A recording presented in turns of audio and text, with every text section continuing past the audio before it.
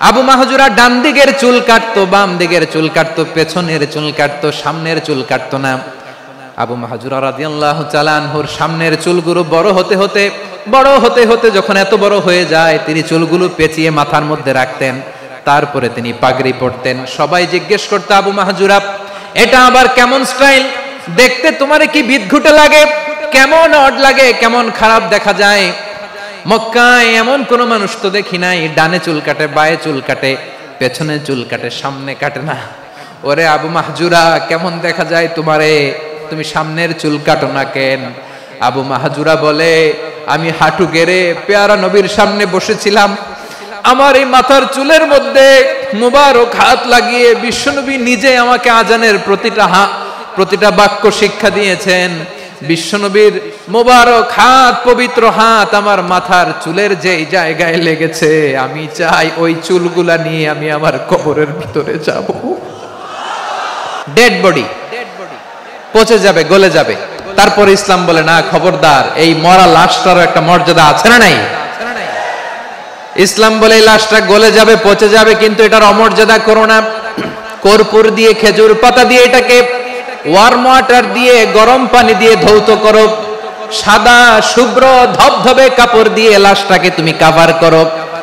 তারপরে খাটিয়ার মধ্যে লাশটাকে রেখে বিশাল একটা প্রোগ্রাম করো, একটা ফিউনারাল প্রোগ্রাম করো। ওই প্রোগ্রামের ডানে বায়ে পেছনে লাশটারে রাখলে হবে না, প্রোগ্রামের একেবারে সামনটাতে তুমি লাশটাকে রাখো। সুবহানাল্লাহ। একটা ফিউনারাল প্রোগ্রাম করতে হবে, তাকে শেষ বিদায় জানাতে হবে, যেটাকে আমরা জানাজা বলি। কি বলি?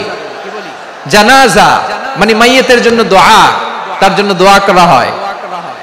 তাকে একটা সিস্টেমেটিক অর্ডারে কবরে রাখা হয়, সুন্দরভাবে সেটাকে কবরস্থ করা হয়, মাটি দেয়া হয়, পানি দেয়া হয়। তার মানে মরে গেলেও মানুষের সম্মান বাড়ায় দিয়েছে কে? এজন্য আল্লাহ বললেন, ওয়ালাকাদ কাররামনা বানি আদম, বনি আদমের সম্মান মর্যাদা আমি আল্লাহ বাড়িয়ে দিয়েছি। মানুষের সম্মানে তুমি কখনো আঘাত করো না, ঠিক কি না? তাহলে ভাই, প্রথম মেসেজ হচ্ছে, the first and foremost message tonight to the people of Jasur, আল্লাহ বলেন, I have dignified the status of son of Adam, আমি বনি আদম সবার মর্যাদা বাড়িয়ে দিয়েছি। হোক আস্তিক নাস্তিক, হোক কাফের কিংবা মুশরিক, তার মর্যাদা বাড়াই দিছে কে? যখন বন্যা হয় আমরা ত্রাণ নিয়ে যাই, আমরা শুধু মুসলমানদেরকে ত্রাণ দেই নাকি?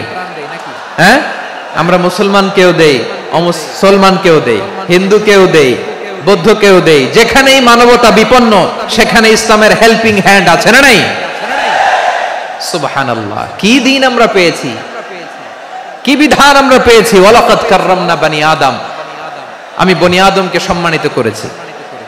এরপর আল্লাহ বললেন, ওয়া হামালনাহুম ফিল বাররি ওয়াল বাহর, মানুষকে স্থলে এবং সমুদ্রে চলাচলের বাহন আমি দিয়েছি। স্থলে কিভাবে চলবে, জলে কিভাবে চলবে, এই বাহনের ব্যবস্থা করেছে কে? আমরা স্থলে ঘোড়ার উপরে চড়ি, উটের উপরে চড়ি, গাড়ির উপরে চড়ি। এই যে গাড়ির ইঞ্জিন বানাইছি আমরা, এটার মেধা দিয়েছে কে? আবার সাগরের মধ্যে আমরা নৌযান, জলযান, বড় বড় জাহাজ দিয়ে এক মহাদেশ থেকে আরেক মহাদেশ যাই, এক দেশ থেকে মালামাল গুলো আরেক দেশে পাঠাই। সাগরের ভেতরে নৌকাগুলোরে ধরে রাখলো কে? والفلك التي تجري في البحر بما ينفع الناس, মানুষের উপকার আছে এরকম সরঞ্জামাদি নিয়ে সাগরের উপরে বিশাল বিশাল জলযানগুলো চলে। এগুলো ডুবে যায় না, কাত হয়ে যায় না, পড়ে যায় না। এগুলোকে স্থিতিস্থাপকতাকে ঠিক করে রাখলো কে? আপনারা জাহাজ দেখেছেন? জাহাজ, হ্যাঁ, বাড়ি চট্টগ্রাম হইলে দেখতে পারতেন। দেখছেন? বিশাল বিশাল জাহাজ, বিশাল জাহাজ মালামাল নিয়ে এক মহাদেশ থেকে আরেক মহাদেশে যায়। গত মাসে আমার জাপান সফর ছিল। এই যে বাংলাদেশে যে গাড়িগুলো চালান, বেশিরভাগ গাড়ি আসে কিন্তু জাপান থেকে। হাজার হাজার গাড়ি একটা জাহাজ বহন করতে পারে, হাজার হাজার গাড়ি। এটারে সাগরের মধ্যে ভাসাইলো কে? সবাই বলুন, ভাসালো কে? হাজার হাজার গাড়ি নিয়ে জাপানিজ গাড়িগুলো আমাদের চট্টগ্রামের এয়ারপোর্টের বন্দরে ভিড়ে। যুক্তরাষ্ট্রে আমি দেখেছি বিশাল বিশাল জাহাজ। আপনারা টাইটানিক জাহাজের নাম শুনেছেন? টাইটানিকেরও 8 গুণ 10 গুণ বড়। সুবহানাল্লাহ কইবেন না? টাইটানিক জাহাজের 8 গুণ 10 গুণ বড় একটা জাহাজ আছে, আইকন অফ দ্য সি, আমি দেখে এসেছি। রয়্যাল ক্যারিবিয়ান দেখে এসেছি। সাগরের সামনে জেটিতে যখন দাঁড়ালাম, জাহাজটা যখন যায়, আমার মনে হচ্ছে একটা শহর, গোটা শহর, the entire city is floating on the water. পুরো একটা শহর মনে হয় পানির উপর দিয়ে ভেসে যাচ্ছে। পড়েন সুবহানাল্লাহ। এই যে আইকন অফ দ্য সি, এই ক্রুজ, এই জাহাজটা, এটার ভিতরে স্টেডিয়াম আছে। কিসের ভিতরে স্টেডিয়াম? কথা বুঝে নাই বোধহয়। স্টেডিয়াম কিসের ভিতর? সুইমিং পুল আছে, শপিং মল আছে, রেস্টুরেন্ট আছে, ক্লাব আছে, 3000 4000 রুম বিশিষ্ট, কক্ষ বিশিষ্ট হোটেল আছে। এই সবগুলোর নিয়ে এগুলো চলে সাগরের এই দোলার মধ্যে, জলোচ্ছ্বাসের মধ্যে, এই সাগরের ভেতরে এই জাহাজগুলোর ভাষায় রাখছে কে? সূরাতুর রহমানে আল্লাহ তাআলা বললেন, ওয়ালাহুল জাওয়ারিল মুনশাআতু ফিল বাহরি কাল আ'লাম ফাবিআইয়ি আলা, সবাই পড়েন, ফাবিআইয়ি আলাই রাব্বিকুমা তুকাযযিবান। পাহাড় সম বড় বড় জাহাজগুলো মাল বোঝাই করে সাগরের মধ্যে ভেসে বেড়ায়। এগুলো দিয়ে মালামাল বহন করা যায়, মানুষরা এক দেশ থেকে আরেক দেশে যায়। এই জাহাজগুলোর সাগরের ভেতরে ভাসায় রাখলো কে? এই আয়াতের ভেতরে আল্লাহ তাআলা সূরাত বনী ইসরাঈলের এই চমৎকার আয়াতের ভেতরে আল্লাহ তাআলা বেসিক্যালি মানব জাতির প্রতি তার 4টি স্পেশাল অনুগ্রহের কথা বলেছেন। কয়টি? 2টা বলে ফেলছি। 1 নাম্বার, ওয়ালাকাদ কাররামনা বনী আদম, আমি বনী আদমের সম্মান বাড়াইছি। নাকি মুসলমানদের? নাকি মুসল্লিদের? কার সম্মান বাড়িয়েছি? বনী আদমের। তাহলে human dignity, the first part of the verse talks about the human dignity. 2 number অংশ আল্লাহ তাআলা বললেন, ওয়া হামালনাহুম ফিল বাররি ওয়াল বাহর, স্থলে এবং সমুদ্রে আমি তাদের জন্য চলাচলের বাহন দিয়েছি। সুবহানাল্লাহ। তার মানে smooth movement on land and sea, জলে এবং স্থলে যাতে আমরা স্মুথলি মুভ করতে পারি আল্লাহ তাআলা দিয়েছেন। 3 নাম্বার আল্লাহ তাআলা বললেন, ওয়া রাযাকনাহুম মিনাত তাইয়্যিবাত, মানুষের জন্য আমি পবিত্র রিজিকের ব্যবস্থা করেছি। জলে এবং স্থলে যত প্রাণী আছে সবগুলা প্রাণীকে রিজিক দেয় কে? আমাদেরকে রিজিক দেয় কে? সাগরের মাছগুলোকে, বড় বড় তিমি মাছগুলোরে রিজিক দেয় কে? বাতাসের মধ্যে ভেসে বেড়ানো বড় বড় পাখিগুলো, স্ক্যান্ডিনেভিয়ান কান্ট্রি থেকে লক্ষ লক্ষ কোটি কোটি পাখিগুলো যে এক দেশ থেকে আরেক দেশে ট্রান্সফার হয়, এগুলোর রিজিক দেয় কে? রব্বুল আলামিন বলেন, ওয়ামা মিন দাব্বাতিন ফিল আরদি ইল্লা আলাল্লাহি রিজকুহা ওয়া ইয়ালামু মুস্তাকাররাহা ওয়া মুস্তাওদাআহা কুল্লুম ফি কিতাবিম মুবিন। আল্লাহু আকবার। রব্বুল আলামিন বলেন, ভূপৃষ্ঠে বিচরণশীল যত প্রাণী আছে সব প্রাণীগুলোকে আমি আল্লাহ আমার নিজের কুদরতে রিজিকের বন্দোবস্ত করি। এই প্রাণীগুলো কোথায় থাকে, কোথায় যায়, সব জায়গায় আমি রিজিক পৌঁছে দেই। রিজিক কেউ দিতে পারে না, রিজিকের মালিক কে? রিজিকের মালিক তিনি আল্লাহ। এজন্য আল্লাহ তাআলা বললেন, ওয়া রাযাকনাহুম মিনাত তাইয়্যিবাত। এরপর আল্লাহ বললেন, ওয়া ফাদ্দালনাহুম আলা কাসীরিম মিম্মান খালাকনা তাফদীলা।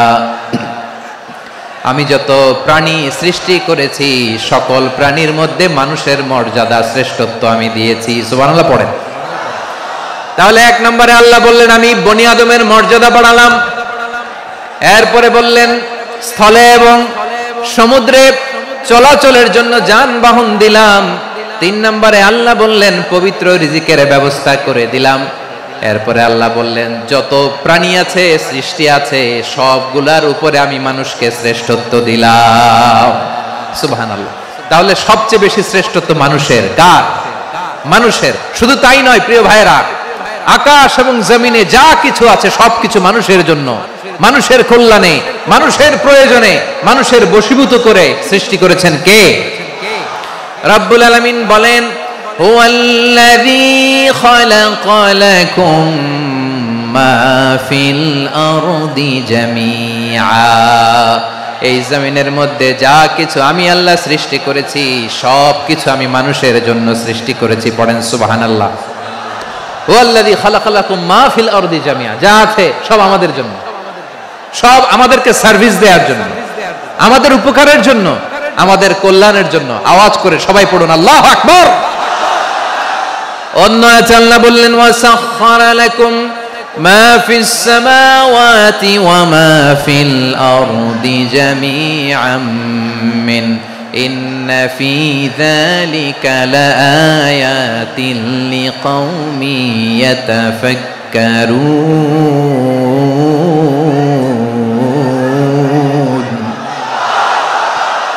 প্রথমে আয়াতে আল্লাহ বললেন জমিনে যা আছে সব তোমাদের কল্যাণে আমি সৃষ্টি করলাম। এরপরে আল্লাহ বললেন আকাশেও যা আছে সব তোমাদের জন্য সৃষ্টি করলাম, তোমাদের অনুগত বানায় দিলাম। পড়েন সুবহানাল্লাহ। মানুষের কি ব্রেইন দেখেন, মানুষ জমিন ছেড়ে আকাশে চলে যায়। পাখি দেখে মানুষের শখ হলো পাখি যেহেতু উঠতে পারে আমরাও পারবো। অরবিল রাইট, উইলবার রাইট, দুই ভাই মিলে আঁকাঝোঁকা করতে করতে করতে করতে প্লেন বানায় ফেললো। কোন সুবহানাল্লাহ। এখন পাখিও ওরে আমরাও ওরি। এরপরেই মানুষের কৌতূহল থামে না এখানে, মানুষ চলে গিয়েছে চাঁদে। কোথায় গেছে? এখন কিন্তু চাঁদে জমি বিক্রি হয় জানেন।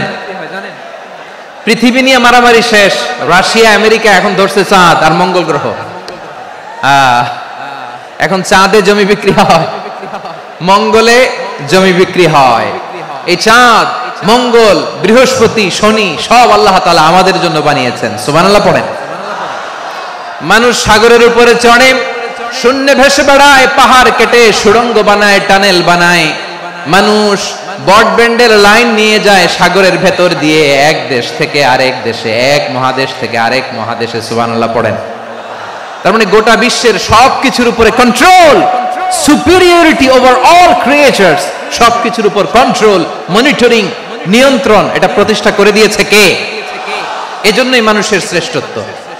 ওয়ালাকাদ কাররামনা বানি আদম, আমি বনি আদমের সম্মান বাড়িয়েছি, মর্যাদা আমি বাড়িয়ে দিয়েছি। এই কারণে, কারণ মানুষ সবকিছুর উপর নিয়ন্ত্রণ নিতে পারে। মানুষকে নিয়ে এই কোরআনের সব আলোচনা, মানুষকে নিয়ে এই কোরআনের সব।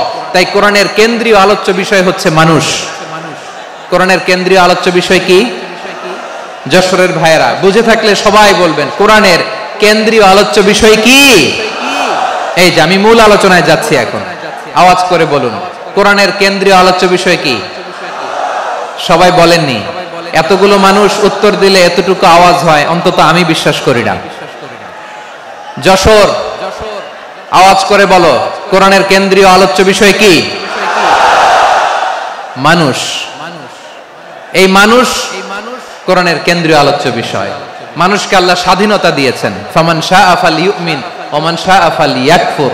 চাইলে মুমিন হতে পারো, চাইলে কাফের হতে পারো, তোমার ইচ্ছা। তবে জেনে রাখো মুমিন হলে পাবা জান্নাত, কাফির হলে পাবা জাহান্নাম। নাও দ্য ডিসিশন ইজ ইয়ার্স, সিদ্ধান্ত তোমার, জান্নাতে যাবা না জাহান্নামে যাবা। যশোরের ভাইয়ের আওয়াজ করে বলুন কই যেতে চান, জান্নাতে না জাহান্নামে? ডান দিকে না বাম দিকে? ডানপন্থী না বামপন্থী? চিল্লা চিল্লি না চুপচাপ? চুপচাপ কয়ে আবার চিল্লাচিল্লি শুরু করে দিয়েছে। মাশাআল্লাহ। তাহলে কোরআনের কেন্দ্রীয় আলোচ্য বিষয় মানুষ। আমার সাথে থাকতে হবে, তোমাদেরকে নিয়ে আমি আলোচনা শেষ পর্যন্ত যাব। অনেক গুরুত্বপূর্ণ কথা বাকি আছে, আমাকে সহযোগিতা করতে হবে। মাশাআল্লাহ, এই তো ঠান্ডা হয়েছে। হ্যাঁ ঠিক আছে, ঠিক আছে, ঠিক আছে। মানুষকে আল্লাহ এত স্বাধীনতা দিয়েছেন, মানুষ চাইলে অনেক ভালো হইতে পারে। ভালোর রাস্তাও খোলা, খারাপ হওয়ার রাস্তাও খোলা। ভালো হইলে মানুষ অনেক ভালো, খারাপ হইলে অনেক খারাপ। ভালো হইলে সবচেয়ে ভালো, খারাপ হইলে সবচেয়ে খারাপ।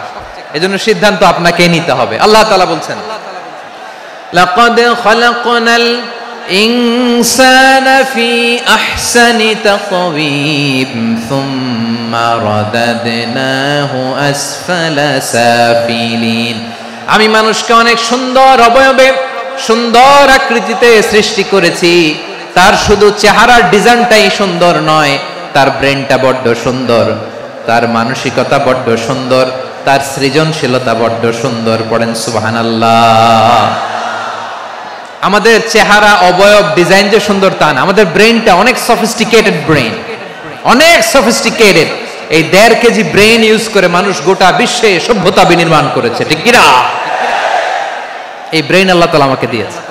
এটারে কাজে লাগালে, আপনার সিক্স সেন্স কাজে লাগালে আপনি অনন্য মানুষ হয়ে উঠবেন, মহামানবে রূপান্তরিত হবেন। মানুষ হতে পারে, চাইলেই মহামানব হতে পারে। আবার যদি মানুষ চায় খারাপও হতে পারে। আল্লাহ বললেন শুধু ভালোই না, ভালো হতে চাইলে অনেক ভালো তুমি হতে পারো, আবার খারাপ হতে চাইলে অনেক খারাপ তুমি হতে পারো। সুম্মা রাদাদনাহু আসফালা সাফিলিন। খারাপ হলে একেবারে খারাপ হতে পারো, নিকৃষ্ট হলে একেবারে নিকৃষ্ট হতে পারো, ভালো হলেও ভালো হতে পারো। কোন সুবহানাল্লাহ। এবার আওয়াজ করে বলুন, ভালো হতে চাই না খারাপ? শ্রেষ্ঠ না নিকৃষ্ট? মানুষ ভালো হলে মানুষ ফেরেশতার চেয়েও ভালো, মানুষ খারাপ হলে সে পশুর চেয়েও খারাপ। কথা ঠিক কিনা বলেন? ভালো হলে ফেরেশতার চেয়েও ভালো, খারাপ হলে পশুর চেয়েও নিকৃষ্ট। তার মানে শ্রেষ্ঠত্বে মানুষ, শ্রেষ্ঠত্বে ফেরেশতাকে হার মানায়, আর অধপতনে শ্রেষ্ঠত্বে ফেরেশতাকে ছাড়িয়ে যায়, আর অধপতনে পশুকেও হার মানায়। আই রিপিট, আমি আবারও বলছি, মানুষ শ্রেষ্ঠত্বে ফেরেশতাকে ছাড়িয়ে যায়, আর অধপতনে সে পশুকেও হার মানায়। আওয়াজ করে বলতে হবে ঠিক কি না? এটার প্রমাণ কি? মানুষ শ্রেষ্ঠ হইলে যে ফেরেশতার চেয়েও সেরা, তার প্রমাণ কি? আল্লাহ তাআলা বলছেন, ওয়া ইয কুলনা লিল মালাইকাতি ইসজুদু লি আদম ফাসাজাদু ইল্লা ইবলিস আবা ওয়াস্তাকবারা ওয়া কানা মিনাল কাফিরিন। আল্লাহ বলেন, স্মরণ করো সে সময়ের কথা যখন আমি ফেরেশতাদেরকে বললাম, ও ফেরেশতারা আদমকে সেজদা দাও। সব ফেরেশতারা সম্মান সূচক সেজদা আদমকে দিল, তারা আদমের জন্য সেজদায় লুটিয়ে পড়লো, একজন ছাড়া, তার নাম ইবলিস। আওয়াজ করে বলেন, তার নাম কি? সে অহংকার প্রদর্শন করলো, সে কাফের হয়ে গেল, বাকি সব ফেরেশতারা সেজদা দিল। সুবহানাল্লাহ। আবার আদম আলাইহিস সালামকে আল্লাহ জিজ্ঞেস করলেন, সব বলে দিল উত্তর, কিন্তু ফেরেশতাদেরকে একই প্রশ্ন জিজ্ঞেস করলেন, তারা উত্তর করতে পারে নাই। তার মানে এর মধ্য দিয়ে প্রমাণিত হয়, মানুষ ভালো হলে ফেরেশতার চেয়েও ভালো, ফেরেশতার চেয়েও মানুষের মর্যাদা বাড়িয়ে দিয়েছে কে? সব নূরের ফেরেশতা যখন মাটির আদমকে সেজদা দেয়, এটা প্রমাণ করে ফেরেশতার চেয়েও মানুষের মর্যাদা বাড়িয়ে দিয়েছে কে? তুমি মাটির আদমকে প্রথম সৃষ্টি করিয়া ঘোষণা করিয়া দিলে শ্রেষ্ঠ বলিয়া, তাই তো নূরের ফেরেশতা করে আদমকে সেজদা। ঠিক কিনা বলেন? তাই তো নূরের ফেরেশতা করে আদমকে সেজদা, সবার চেয়ে সম্মান দিলে মাটির আদমকে। আল্লাহু আল্লাহু তুমি জাল্লে জালালুহু, শেষ করা তো যায় না গে তোমার গুণগান। পড়েন না? পড়েন। আল্লাহু আল্লাহু তুমি জাল্লে জালালুহু, শেষ করা তো যায় না গে তোমার গুণগান। আল্লাহু আল্লাহু, আল্লাহু আকবার। আদমের মর্যাদা বেশি, মানুষের মর্যাদা বেশি, মানুষ শ্রেষ্ঠ, তার প্রমাণ নূরের ফেরেশতা মাটির আদমকে সেজদা করে। আওয়াজ করে বলেন ঠিক কি না? তাহলে মানুষ ভালো হলে ফেরেশতার চেয়ে ভালো, আবার মানুষ যদি খারাপ হয় সে পশুর চেয়েও খারাপ, অধপতনে পশুত্বকে হার মানায়। তার প্রমাণ, তার প্রমাণ কি? তার প্রমাণ হচ্ছে যশোরের ভাইরা দেখবেন পত্রিকায়, পত্রিকায় নিউজ পেপারে মাঝে মাঝে এরকম দেখা যায়, এক মানুষ আরেক মানুষকে হত্যা করে 20 টুকরা করে বস্তার ভিতরে ভরেছে। আপনারা এই নিউজ পড়েন নাই না? দেখেন নাই? দেখছেন? মানুষ মানুষকে হত্যা করে কয় টুকরা? জোরে বলেন। এখানেই ক্ষান্ত হয় না, আবার কোথায় ভরছে? বস্তার ভেতরে। আচ্ছা, বুঝে থাকলে আওয়াজ করে বলেন, কোনদিন শুনছেন একটা হাতি আর একটা হাতিকে হত্যা করে 20 টুকরা করছে, এরপরে বস্তার ভিতরে ভরছে? হয়েছে? তাহলে দেখেন, মানুষ যদি খারাপ হয় সে পশুকেও হার মানায়। চিল্লায় বলো ঠিক কিনা? এমনও দুশ্চরিত্র মানুষ আছে যার যার নজর থেকে 6 মাসের ছোট্ট মেয়ে থেকে শুরু করে 80 বছরের বৃদ্ধারাও নিরাপদ নয়। পশুকেও হার মানে। মানুষের ঘর জ্বালিয়ে পুড়ে মেসাকার করে দেয়, জনপদের পর জনপদ জ্বালায় দেয়। এরকম আছে না নাই? প্রিয় ভাইয়েরা, চোখ কান নাক মুখ থাকলেই মানুষ না। যা সামনে দেখেন এগুলো সব মানুষ না, এগুলো জনসংখ্যা। এগুলো কি? সবাই বলুন, এগুলো কি? বাড়ছে জনসংখ্যা, কমছে মানুষ। বাড়ছে জনসংখ্যা, কমছে। এই দুনিয়া এখন তো আর সেই দুনিয়া নাই, মানুষ নামের মানুষ আছে দুনিয়া বোঝাই, সেই মানুষের ভিড়ে আমার আসল মানুষ নাই। ঠিক কিনা? আসল মানুষের বড্ড অভাব, আসল মানুষের বড্ড অভাব। আমার ভাইয়েরা, মানুষ খারাপ হলে পশুকেও হার মানায়। আচ্ছা, আওয়াজ করে বলেন, এই যশোরের ছেলেরা এদিক তাকাও, আওয়াজ করে বলো, যে ইসরায়েলি সোলজাররা উপর থেকে বোমা মারলো তারাও মানুষ? তারাও কি? ওরাও রক্তে মাংসে মানুষ, ওদেরও পরিবার আছে। বোমা মেরে যেই মেয়েটাকে তারা অনাথ বানায়, ইয়াতিম বানায়, ও কিন্তু বাসায় ওর মেয়েটাকে রেখে আসছে। ঠিক কিনা বলেন? বম্বিং করে যে বাবাকে মেরে, স্বামীকে মেরে স্ত্রীকে বিধবা বানায়, তারও ঘরে স্ত্রী আছে। উপর থেকে বম মেরে মানুষ মেরে দিচ্ছে, তারাও মানুষ। 1945 সালের 6 আগস্ট আমেরিকান সোলজাররা হিরোশিমায় বম মেরেছে। আমি নিজে দেখে এসেছি জাপানের হিরোশিমাতে। সকাল 8:15 মানুষ কেউ অফিসে যাচ্ছিল, কেউ খেতে খামারে কাজ করতে যাচ্ছিল। লিটল বয় নামে একটা বোম মেরেছে তারা। এই বোমের আঘাতে, পারমাণবিক এই বোমার রেডিয়েশনে আঘাতে বোম ব্লাস্ট হওয়ার পরে মুহূর্তের মধ্যে 1,40,000 নাই। উপর থেকে যারা মারতেছে এরাও মানুষ, যাদেরকে মারলো তারাও। তার মানে মানুষে মানুষে পার্থক্য আছে না? নেই? মানুষে মানুষে পার্থক্য আছে। নাক কান চোখ মুখ থাকলেই মানুষ নয়। বাড়ছে জনসংখ্যা, কমছে মানুষ। চিল্লায় বলো ঠিক কিনা? তাহলে আমরা বুঝলাম, মানুষ ভালো হলে অনেক ভালো, খারাপ হলে অনেক খারাপ। ও আমার কলিজার টুকরা যশোরের ভাইয়েরা, আসুন না 3 দিন ব্যাপী এই তাফসিরুল কোরআনের ঐতিহাসিক প্রোগ্রাম থেকে আমরা সিদ্ধান্ত নেই, আমরা ভালো মানুষ হব নাকি খারাপ মানুষ হব। কলিজা থেকে, প্রাণ থেকে আওয়াজ করে সবাই বলুন, ভালো মানুষ নাকি খারাপ মানুষ? ভালো মানুষ হইতে হবে।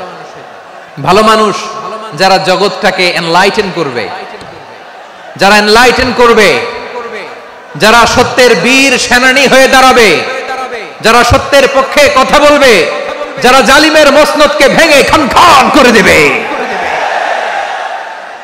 এরকম হওয়ার দরকার আছে না নাই? এরকম ভালো মানুষ আমরা হতে চাই কি চাই না? মানুষকে যত্ন নিলে মানুষ যে কত ভালো হয় আপনি কল্পনাও করতে পারবেন না।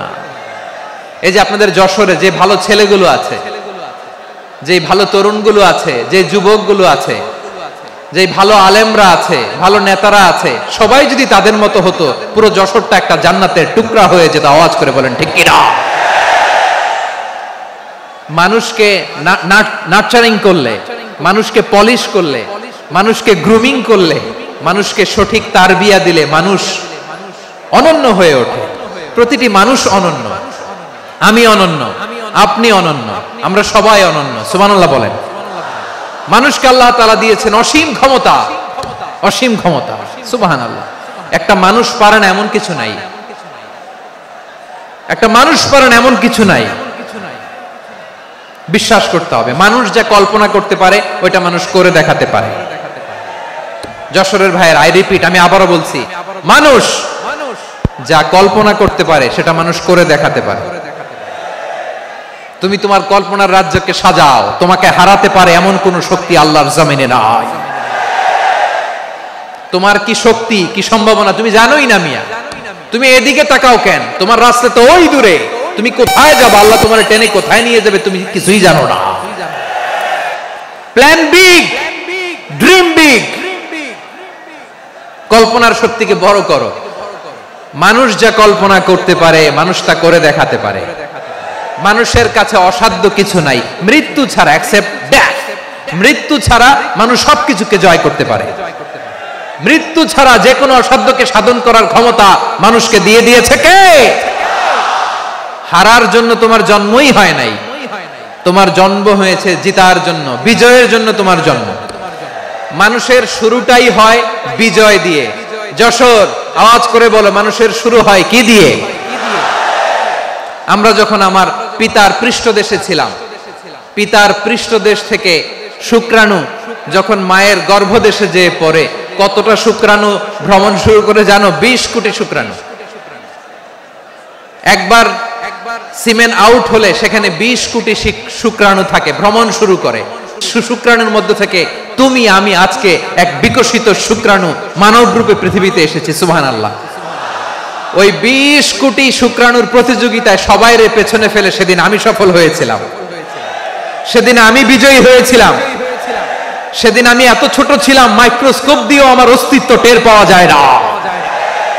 আমি এত তুচ্ছ ছিলাম, নগণ্য ছিলাম, আমার কান ছিল না, আমার চোখ ছিল না, আমার হাত ছিল না, আমার জন্য রিকমেন্ডেশন করার মতো মামু ছিল না, খালা ছিল না, কেউ ছিল না।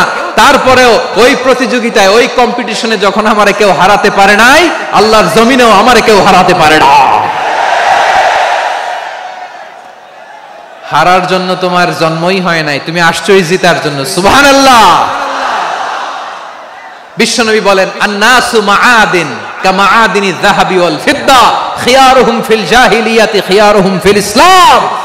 People's are like mines of gold and silver.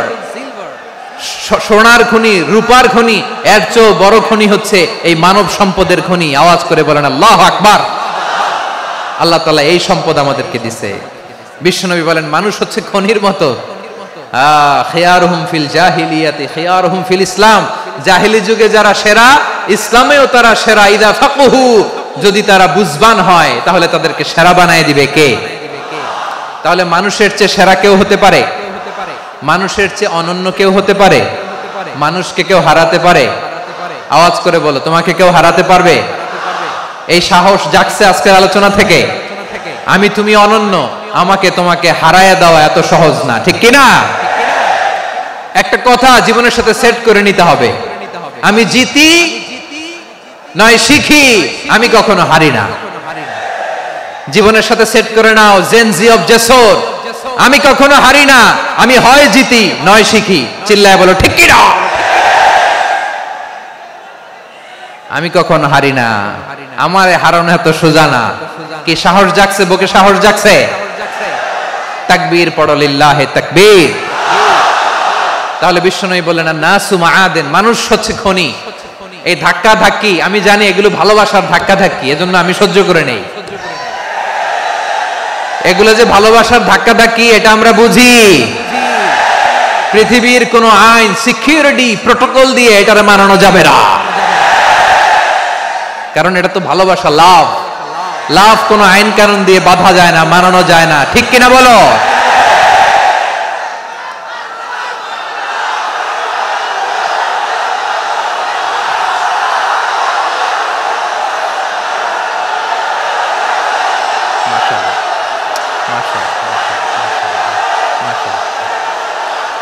ঠিক আছে, বসুন বসুন বসুন।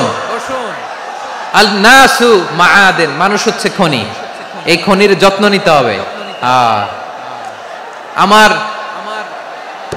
মা বাবা যারা এসেছেন, আপনার ছেলে মেয়ের যত্ন নেন। আপনার ছেলের মধ্যে যে কি পটেনশিয়াল আপনি জানেন না। আপনার এই ছোট্ট অবুজ ছেলেটাই আগামী দিনের শায়েখ আহমদুল্লাহ হবে। আপনার হেফজখানায় পড়া ওই ছোট্ট ছেলেটাই আগামী দিনের আল্লামা মামুনুল হক হবে। আপনার ওই ছেলেটা আমির হামজা হবে, আব্দুল হাই সাইফুল্লাহ হবে। এভাবে বড় বড় আলেম হবে, তারা যুগশ্রেষ্ঠ আলেম হবে। সেই একদিন এই বাংলাদেশের পার্লামেন্টে যে বক্তব্য দিয়ে যশোরের পক্ষে কথা বলবে। আপনি জানেন না, কাউকে ছোট করবেন না, আপনি ওর কনফিডেন্স আপনি কমাবেন না। আপনি কমাতে পারেন না। প্যান্ডেলে আমার যে মা বোনেরা আছেন, ছেলে মেয়েদেরকে কখনো ছোট করে কথা বলবেন না। ও যে কোথায় যাবে আপনি জানেন না, আপনি মা হয়ে তাকে সাহস দিবেন, তার কল্পনার জগৎটাকে সাজাতে তাকে উৎসাহিত করবেন, ঠিক কিনা বলেন? আর আমার প্যান্ডেলের আমার প্রিয় শ্রদ্ধাশীলা মায়েরা বোনেরা, আপনারা তো আরো দামি সম্পদ। বিশ্বনবী বলেন, আর দুনিয়া কুল্লুহা মাতা। আল্লাহ আল্লাহ আল্লাহ, বিশ্বনবীর কথার ওজন দেখেন। আর দুনিয়া কুল্লুহা মাতা ওয়া খায়রু মাতা'আদ দুনিয়াল মারআতুস সালিহা। বিশ্বনবী বলেন, দুনিয়ায় যা দেখো সব আল্লাহর দেওয়া অ্যাসেট, মানে সম্পদ। আর এত অ্যাসেটের ভিড়ে সবচেয়ে শ্রেষ্ঠ সম্পদ হচ্ছে নেককার নারী। সুবহানাল্লাহ। ভাইয়েরা, বোনের সাথে খারাপ আচরণ করো না। সন্তান মায়ের সাথে খারাপ আচরণ করো না। আমাদের মায়েরা আমাদের asset, they are our priceless asset. কারণ এই মায়েদের পেটে এসেছে আল্লাহর ওলিরা, এই মায়েদের পেটে এসেছে খান জাহান আলী, এই মায়ের পেটে এসেছে শাহজালাল ইয়ামানি, এই মায়ের পেটে এসেছে আল্লাহর সব নবীরা। নাকি নবীরা আকাশ থেকে ধপ করে জমিনে নেমে আসছে? মায়ের পেটে আসছে। এই মায়ের পেটগুলো খনি। আমার সম্মানিতা মায়েরা বোনেরা, নিজেকে ইসলাম দিয়ে সাজান, নিজেকে ইসলাম দিয়ে সাজান, নিজেকে পবিত্র রাখুন, নিজের আব্রু ইমান ইজ্জতের হেফাজত করুন, কোরআন পড়ুন, সুন্নাহ পড়ুন। আপনি জানেন না আপনার গর্ভে কে আসছে, কোন ক্ষণজন্মা পুরুষকে আল্লাহ তাআলা আপনার গর্ভে পাঠাবে আপনি জানেন না। মায়েরা, নিজেদেরকে পবিত্র রাখুন, ইসলাম চর্চা করুন, কোরআন চর্চা করুন, নৈতিকতা দিয়ে নিজেকে সাজান। যশোরের জেনজি, নিজেদেরকে প্রস্তুত রাখো আগামীর বাংলাদেশের জন্য। নৈতিকতা, মোরালিটি, ভ্যালিউজ দিয়ে নিজেকে সাজাও, ইসলাম দিয়ে নিজেকে সাজাও। কারণ আগামীর বাংলাদেশ ইসলামের বাংলাদেশ। বাংলাদেশের আসল পরিচয় ইসলাম। বাংলাদেশের আসল পরিচয় কি? সবাই বলে না। বাংলাদেশের আসল পরিচয় কি? এই ইসলাম নিয়ে আমরা সংসদ ভবন সাজাবো, রাজি আছি না নাই? শেকড় ভুলে যাওয়া যাবে না। আমরা ধাপে ধাপে শারিয়া আইনের দিকে যাব ইনশাআল্লাহ, কিন্তু জঙ্গিবাদ দিয়ে নয়, কট্টরপন্থা দিয়ে নয়। আমরা ইন্টেলেকচুয়ালি, গ্রাজুয়ালি, ধাপে ধাপে শারিয়া আইনের দিকে মুভ করব ইনশাআল্লাহ। বলো লিল্লাহি তাকবীর। এদেশের আসল পরিচয় সবাই বলে না, আওয়াজ করে, এদেশের আসল পরিচয়।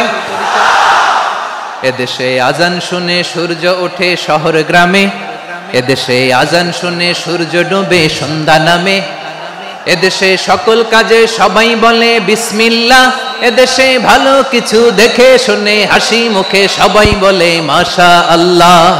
সুবহানাল্লাহ সুবহানাল্লাহ সুবহানাল্লাহ সুবহানাল্লাহ সুবহানাল্লাহ সুবহানাল্লাহ সুবহানাল্লাহ সুবহানাল্লাহ।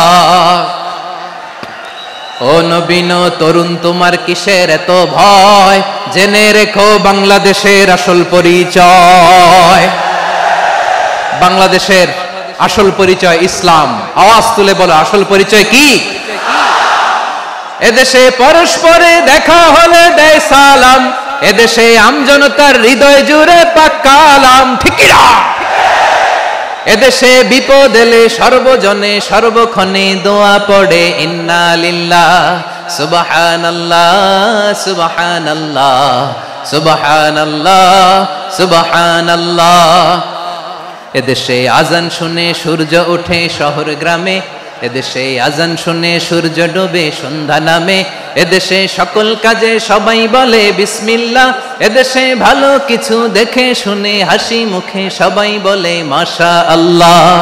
সুবহানাল্লাহ, আওয়াজ করে সুবহানাল্লাহ সুবহানাল্লাহ সুবহানাল্লাহ সুবহানাল্লাহ। সবাই একসাথে সুবহানাল্লাহ সুবহানাল্লাহ সুবহানাল্লাহ সুবহানাল্লাহ। এদেশের আসল পরিচয় কি? আওয়াজ করে বলতে ভয় লাগে। এদেশের আসল পরিচয় কি? ইসলাম দিয়ে আমাদের সংসদ ভবন চলুক, আমরা চাই কি চাই না? বঙ্গভবনে লা ইলাহা ইল্লাল্লাহর পতাকা উড়ুক আমরা চাই কি চাই না? প্রতিটি জেলা অফিসে, ডিসি অফিসে লা ইলাহার পতাকা ঝুলুক আমরা চাই কি চাই না? কারা কারা চাই হাত তুলে আল্লাহরে দেখায়।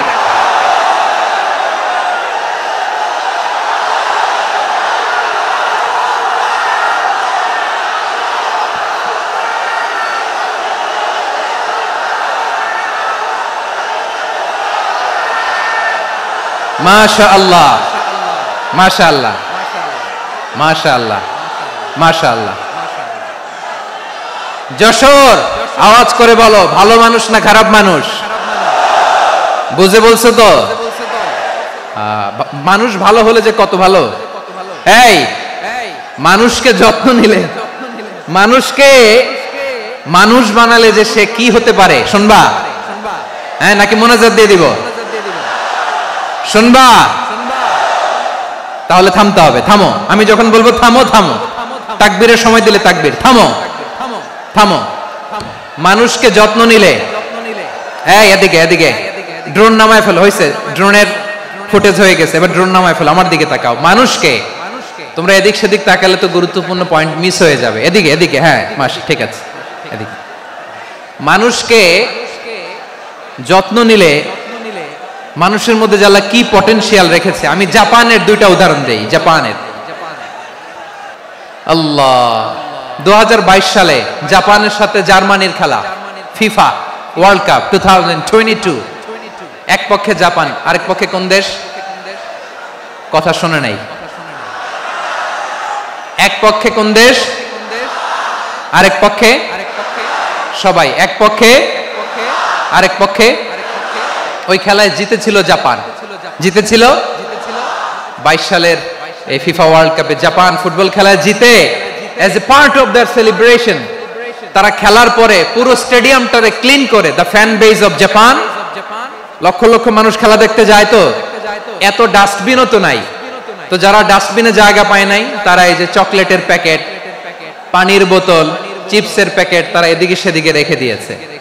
জাপানের ভক্তরা, জাপানের ফলোয়াররা as a part of their celebration তারা খেলার পরে পুরো স্টেডিয়ামের সব ময়লা আবর্জনা ক্লিন করে তারপরে বিদায় নিয়েছে।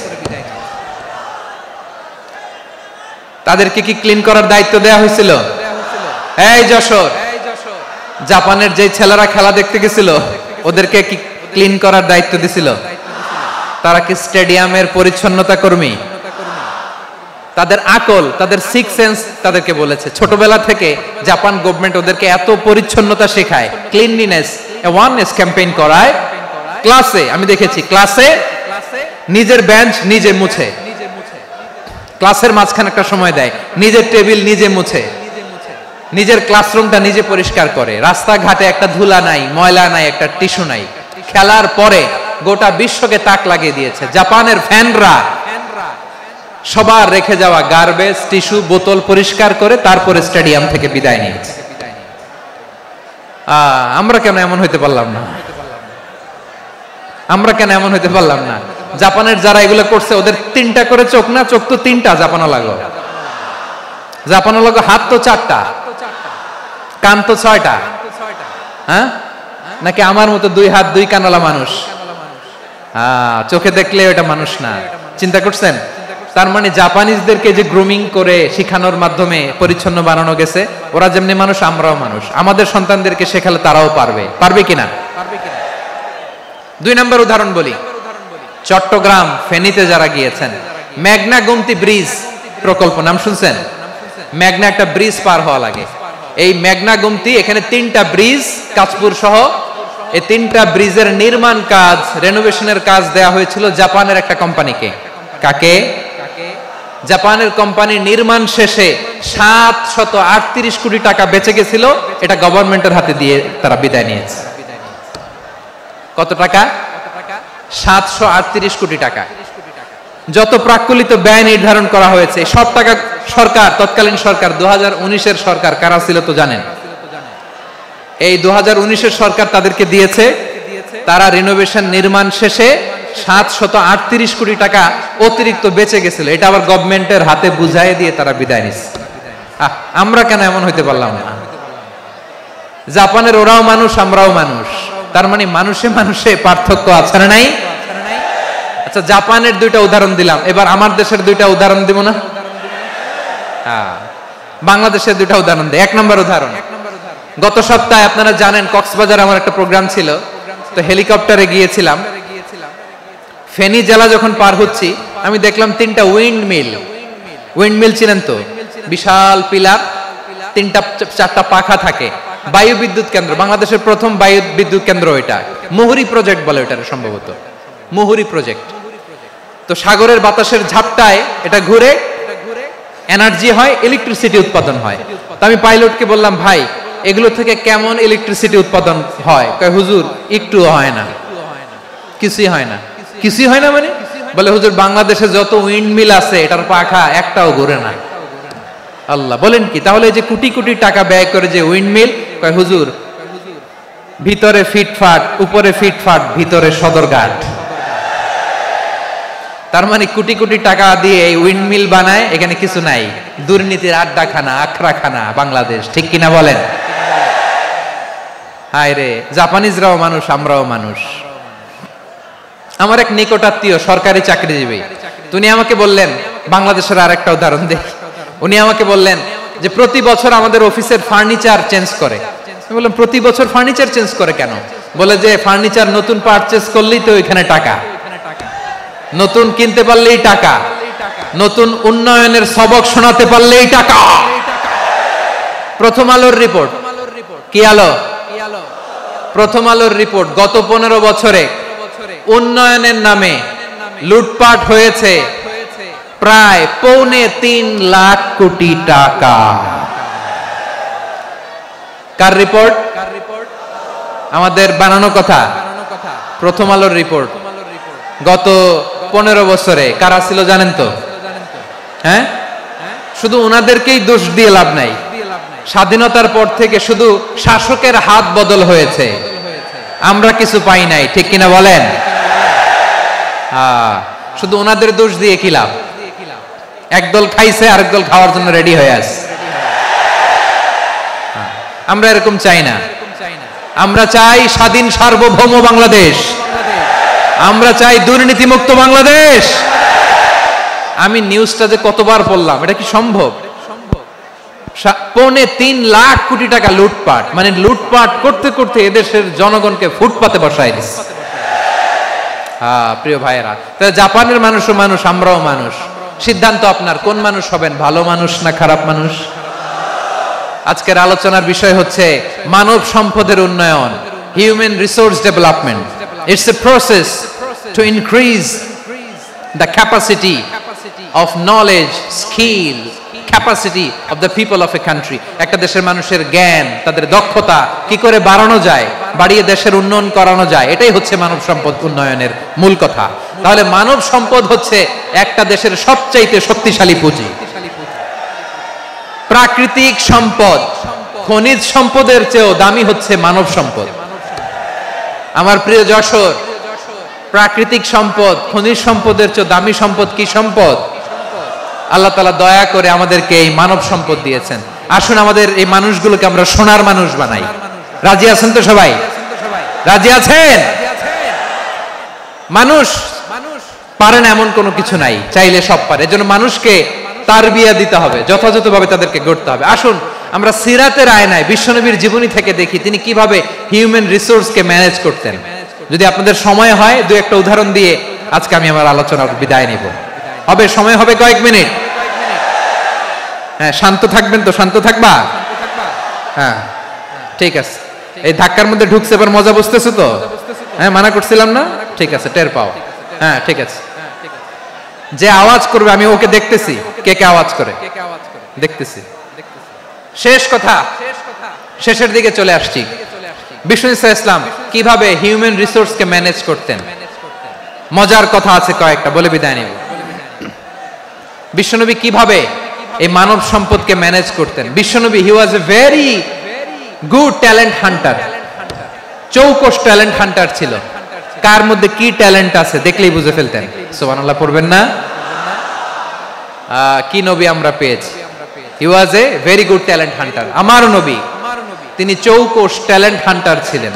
কার মধ্যে কি প্রতিভা বের করতেন, ওই প্রতিভাকে ইসলামের কল্যাণে কাজে লাগাতেন। সুবহানাল্লাহ বলেন। যাকে যেই জায়গায় সেট করলে ভালো হবে তাকে ওই জায়গায় সেট করতেন। কয়েকজন সাহাবীর জীবনী শোনাই। আবু মাহজুরা রাদিয়াল্লাহু তাআলা আনহু, মক্কার মুয়াজ্জিন, আগে ছিল মুশরিক, পরে হইছে মুমিন। উনি কিভাবে মুমিন হইলেন এই ঘটনাটা একটু আপনাদের শোনাতে চাই।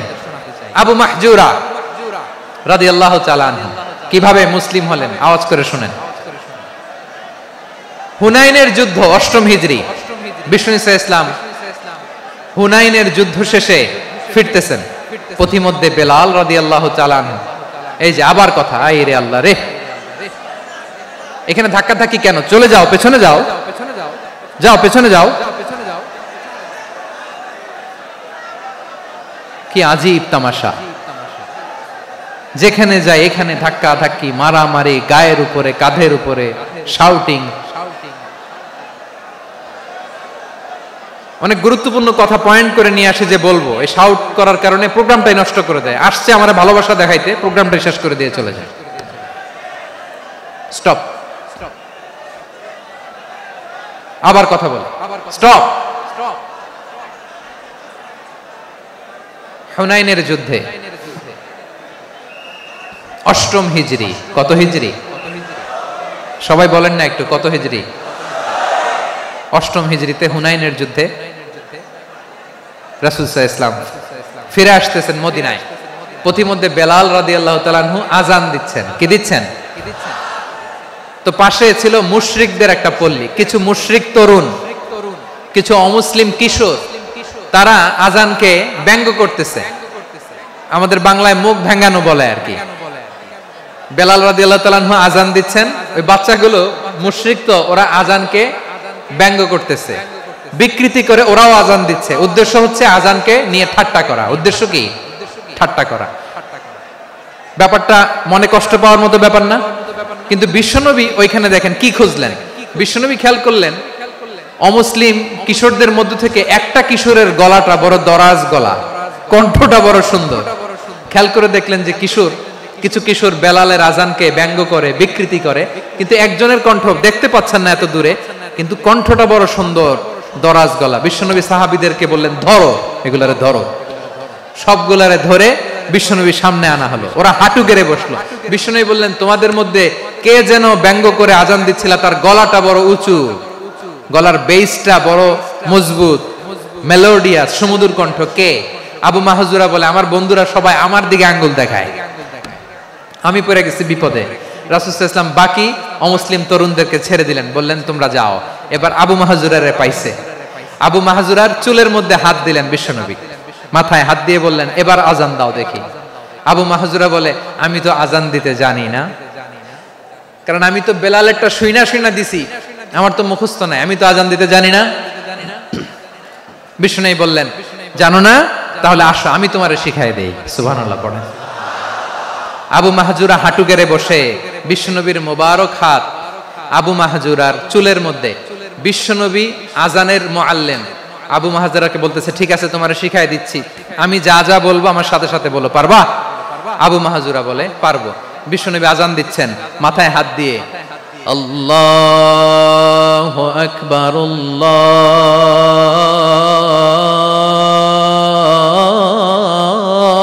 আল্লাহু আকবার। আবু মাহজুরা এই বাক্যটা পড়লেন।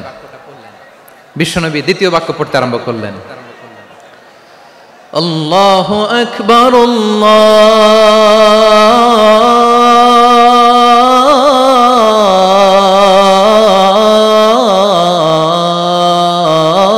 আল্লাহু আকবার। আবু মাহজুরা এই বাক্যটাও বললেন। বিশ্বনবী আবু মাহজুরার মাথার মধ্যে হাত দিয়ে তৃতীয় বাক্য পড়লেন, আশহাদু আল্লা ইলাহা ইল্লাল্লাহ।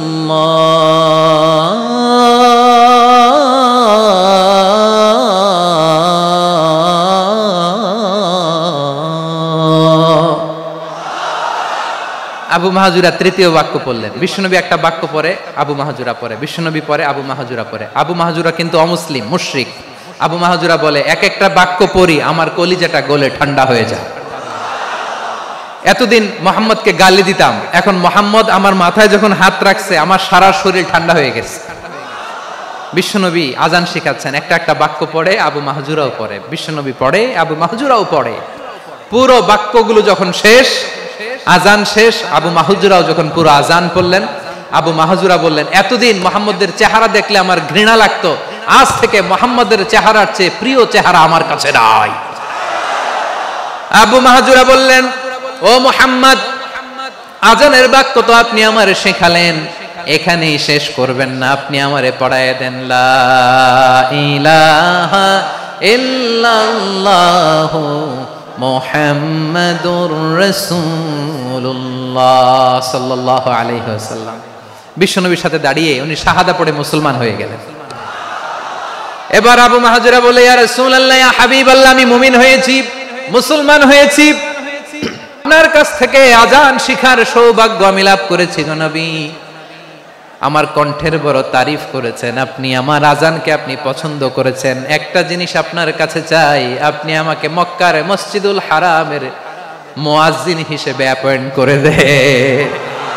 বিষ্ণু ইসা ইসলাম বললেন, যাও আবু মাহজুরা, আমি তোমাকে পৃথিবীর শ্রেষ্ঠতম মসজিদ মক্কার মসজিদুল হারামের মুয়াজ্জিন হিসেবে অ্যাপয়েন্ট করে দিলাম। দেখছেন কিভাবে ট্যালেন্ট হান্টিং করতে হয়, কিভাবে হিউম্যান রিসোর্স মানব সম্পদকে ব্যবহার করতে হয়। আসছিল আজানকে ভেঙাইতে, আসছিল কেন? আজানকে ব্যঙ্গ করার জন্য, বিকৃত করার জন্য। আজানকে বিকৃত করতে যে ইসলামের সবচেয়ে শ্রেষ্ঠ মসজিদের মুয়াজ্জিন হয়ে গেল। পড়েন সুবহানাল্লাহ।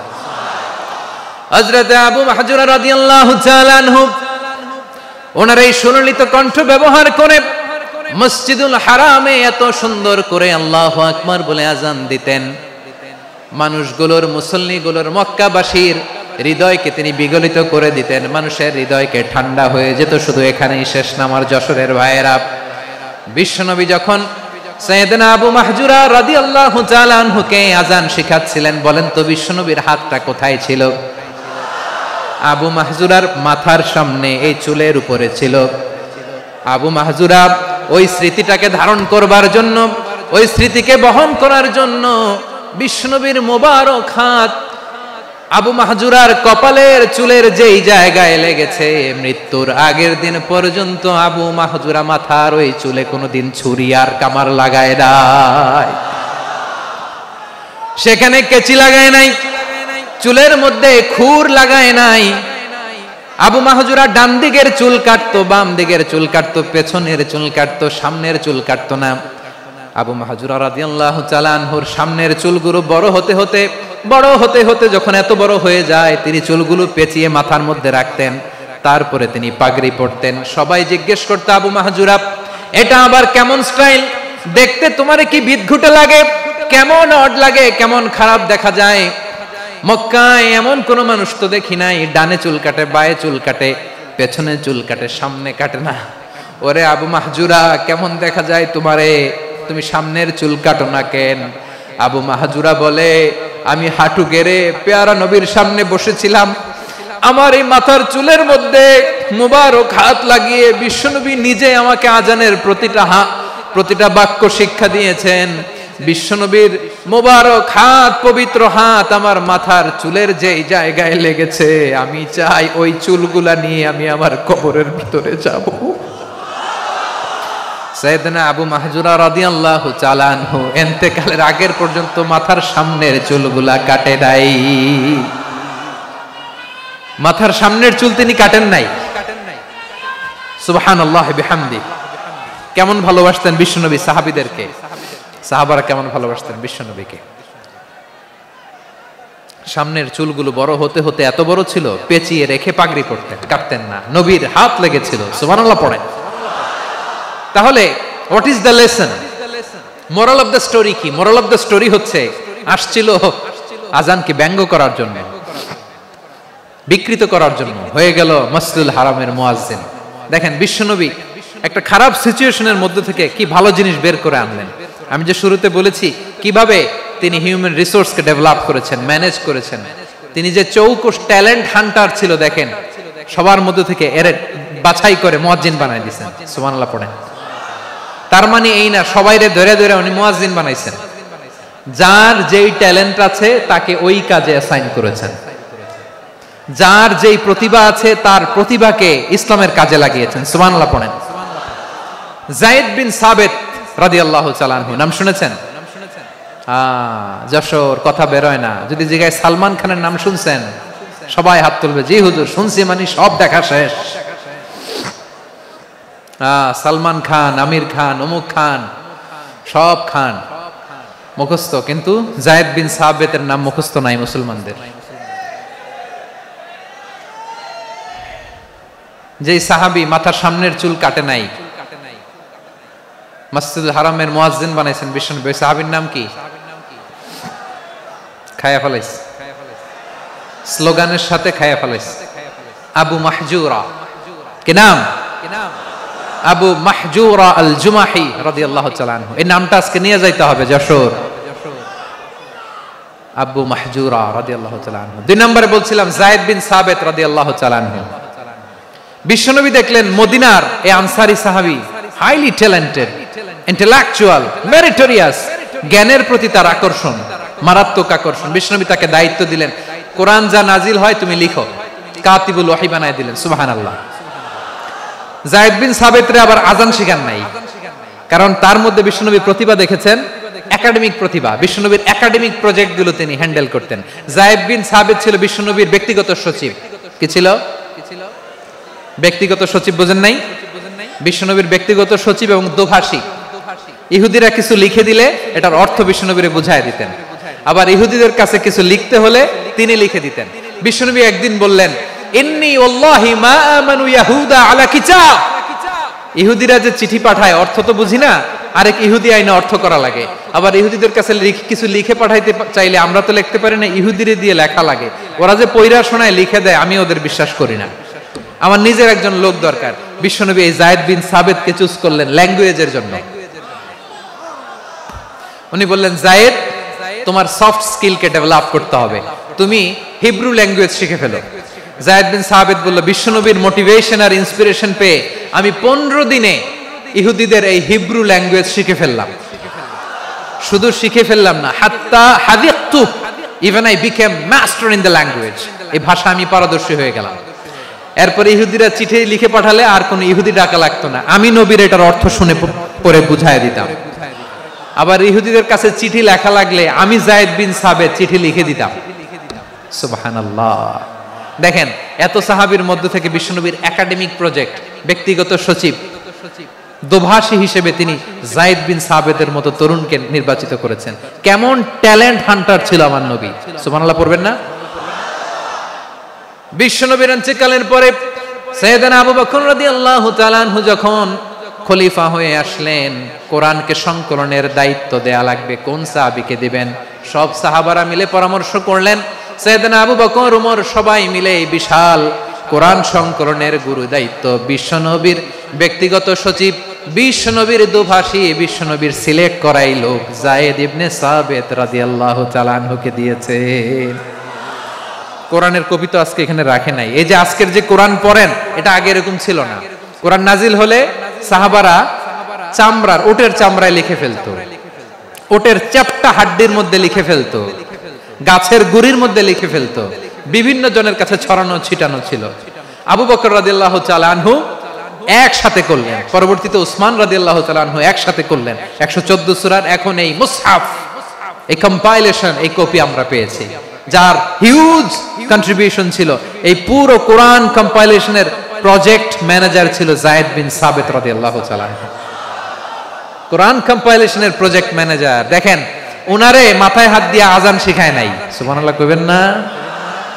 তাহলে প্রথম সাহাবী আবু মাহজুরাকে মুয়াজ্জিন বানাইলেন, যায়েদ বিন সাবিতকে ব্যক্তিগত সচিব আর দোভাষী বানালেন, মুসআব ইবনে উমাইর রাদিয়াল্লাহু তাআলা আনহুকে ইসলামের প্রথম অ্যাম্বাসেডর বানালেন।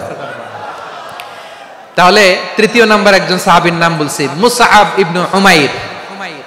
মুসআব কি নাম? নামটা কেমন লাগে? এই কয়েকজনের ভাল লাগে, বাকিদের ভাল লাগে না? ভাল লাগে? মুসআব কি নাম? He was the first ambassador in Islam. ইসলামের প্রথম ডিপ্লোম্যাট, প্রথম কূটনৈতিক, ইসলামের প্রথম কূটনৈতিক, ইসলামের প্রথম ডিপ্লোম্যাট, প্রথম অ্যাম্বাসেডর মুসআব ইবনে উমাইর। মক্কার তরুণ যুবক, উনি পারফিউম লাগাইলে মানুষ দেখলেই বুঝতো এটা মুসআব লাগাইছে। এমন ড্যাশিং ফেসের ছিল, এমন স্মার্ট ড্যাশিং ফেস, এমন পার্সোনালিটির মানুষ ছিল মুসআব রাদিয়াল্লাহু তাআলা আনহু। কারণ যিনি ইসলামের স্পোকম্যান হবেন, মুখপাত্র হবেন, তার স্মার্ট হওয়ার দরকার আছে না নাই?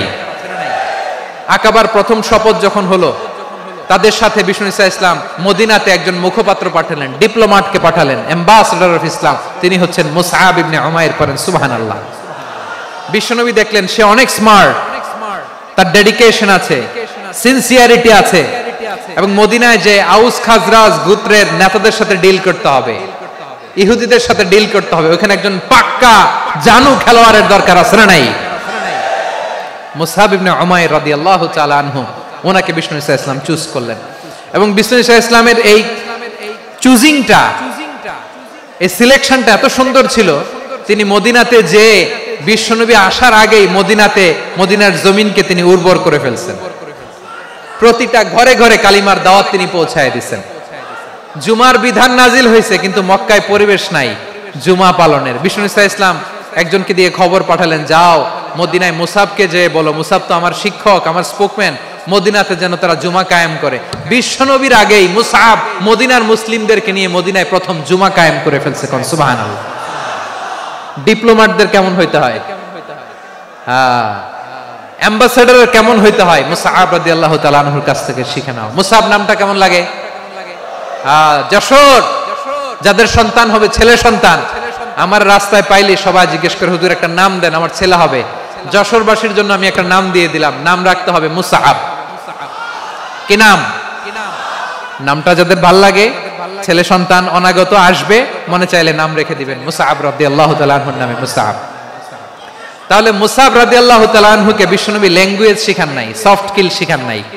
যায়েদ রাদিয়াল্লাহু তিনি হিব্রু ল্যাঙ্গুয়েজ শিখেছেন, সুরিয়ানি শিখেছেন, কিন্তু মুসআবকে তিনি বানিয়েছেন the spokesman of Islam, the first diplomat, the ambassador of Islam. সুবহানাল্লাহ পড়বেন না? আব্দুল্লাহ ইবনে আব্বাস রাদিয়াল্লাহু তাআলা আনহু বিশ্বনবীর কাজিন, চাচাতো ভাই। আবার মাইমুনা রাদিয়াল্লাহু তাআলা আনহু, মাইমুনা নবীর স্ত্রী, তিনি ছিলেন আব্দুল্লাহর আপন খালা। তো নবীর বউ যদি ওনার খালা হয়, নবী তার কি? হ্যাঁ, বুঝে নাই, নবী তার কি? খালু। তাহলে সম্পর্ক অনেক গভীর, কাজিন আবার খালু, ছোট্ট মানুষ, তাই রাতে মাঝে মাঝে ঘরে থাকতো। বিশ্বনবী দেখলেন আব্দুল্লাহ যেহেতু আমার ঘরে ঢুকতে পারে, আব্দুল্লাহরে এই উম্মতের বড় শিক্ষাবিদ বানাইতে হবে। কথা বোঝে নাই? আব্দুল্লাহকে কি বানাইতে হবে? শিক্ষাবিদ, এডুকেটর অফ দিস উম্মাহ, এই উম্মার শিক্ষাবিদ বানাইতে হবে। তাই আব্দুল্লাহ ইবনে আব্বাসকে বিশ্বনবী হাতে কলমে শিক্ষা দিয়েছেন। আহারে, আর এরপরে যে কি ভাষা আসবে তোমাদের জন্য আমার মুখ থেকে আমি নিজেও জানি না, আমি নিজেও জানি না। 1 ঘন্টা যাবত ধাক্কা ধাক্কি মারামারি। তো আসতে বলছে কে তোমাকে? পেছনে চলে যাও, জায়গা না পেলে পুরো প্রোগ্রামটাই নষ্ট করে দিও।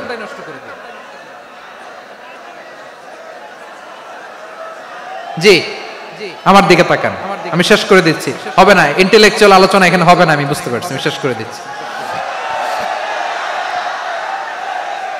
আব্দুল্লাহ ইবনে আব্বাস রাদিয়াল্লাহু তাআলা আনহু, মনোযোগ দিয়ে কয়েকটা মিনিট শুনুন, আমি এখনই শেষ করে দিচ্ছি, এরপর আওয়াজ করবে। এই যে এগুলো কি আমি বুঝলাম না।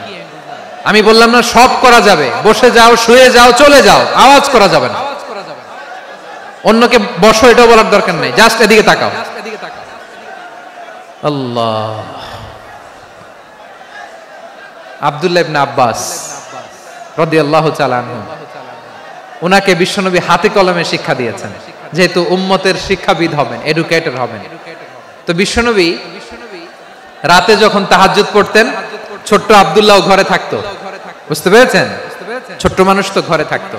তো বিশ্বনবী তাহাজ্জুদের জন্য একবার দাঁড়িয়েছেন, ছোট্ট আব্দুল্লাহ ওযু করে দাঁড়াইছে। আচ্ছা বলেন তো, ইমাম আর মুসল্লি মোট যদি দুইজন হয়, একজন ইমাম একজন মুসল্লি, তো মুসল্লি ইমামের কোন দিকে দাঁড়াবে? ডানে দাঁড়াবে। ছোট্ট আব্দুল্লাহ বুঝে নাই, বিশ্বনবী তাহাজ্জুদ শুরু করেছেন, উনি ইক্তেদা করছেন আর দাঁড়াইছেন বায়ে। কোথায় দাঁড়িয়েছেন? আব্দুল্লাহ বলেন, যখন আমি বায়ে দাঁড়ালাম, আখাযা রাসূলুল্লাহ সাল্লাল্লাহু আলাইহি ওয়াসাল্লাম উযুনি আল ইউমনা ইয়াফতিলুহা, বিশ্বনবী নামাজরত অবস্থায় আমার কান ধরে টেনে আমার ডান দিকে এনে দাঁড় করায় দিলেন। পড়েন সুবহানাল্লাহ। দেখেন হাতে কলমে শিক্ষা। আর জীবনে ভুলাবে? কথা কয় না, আর ভুলাবে? আর ভুল হবে না।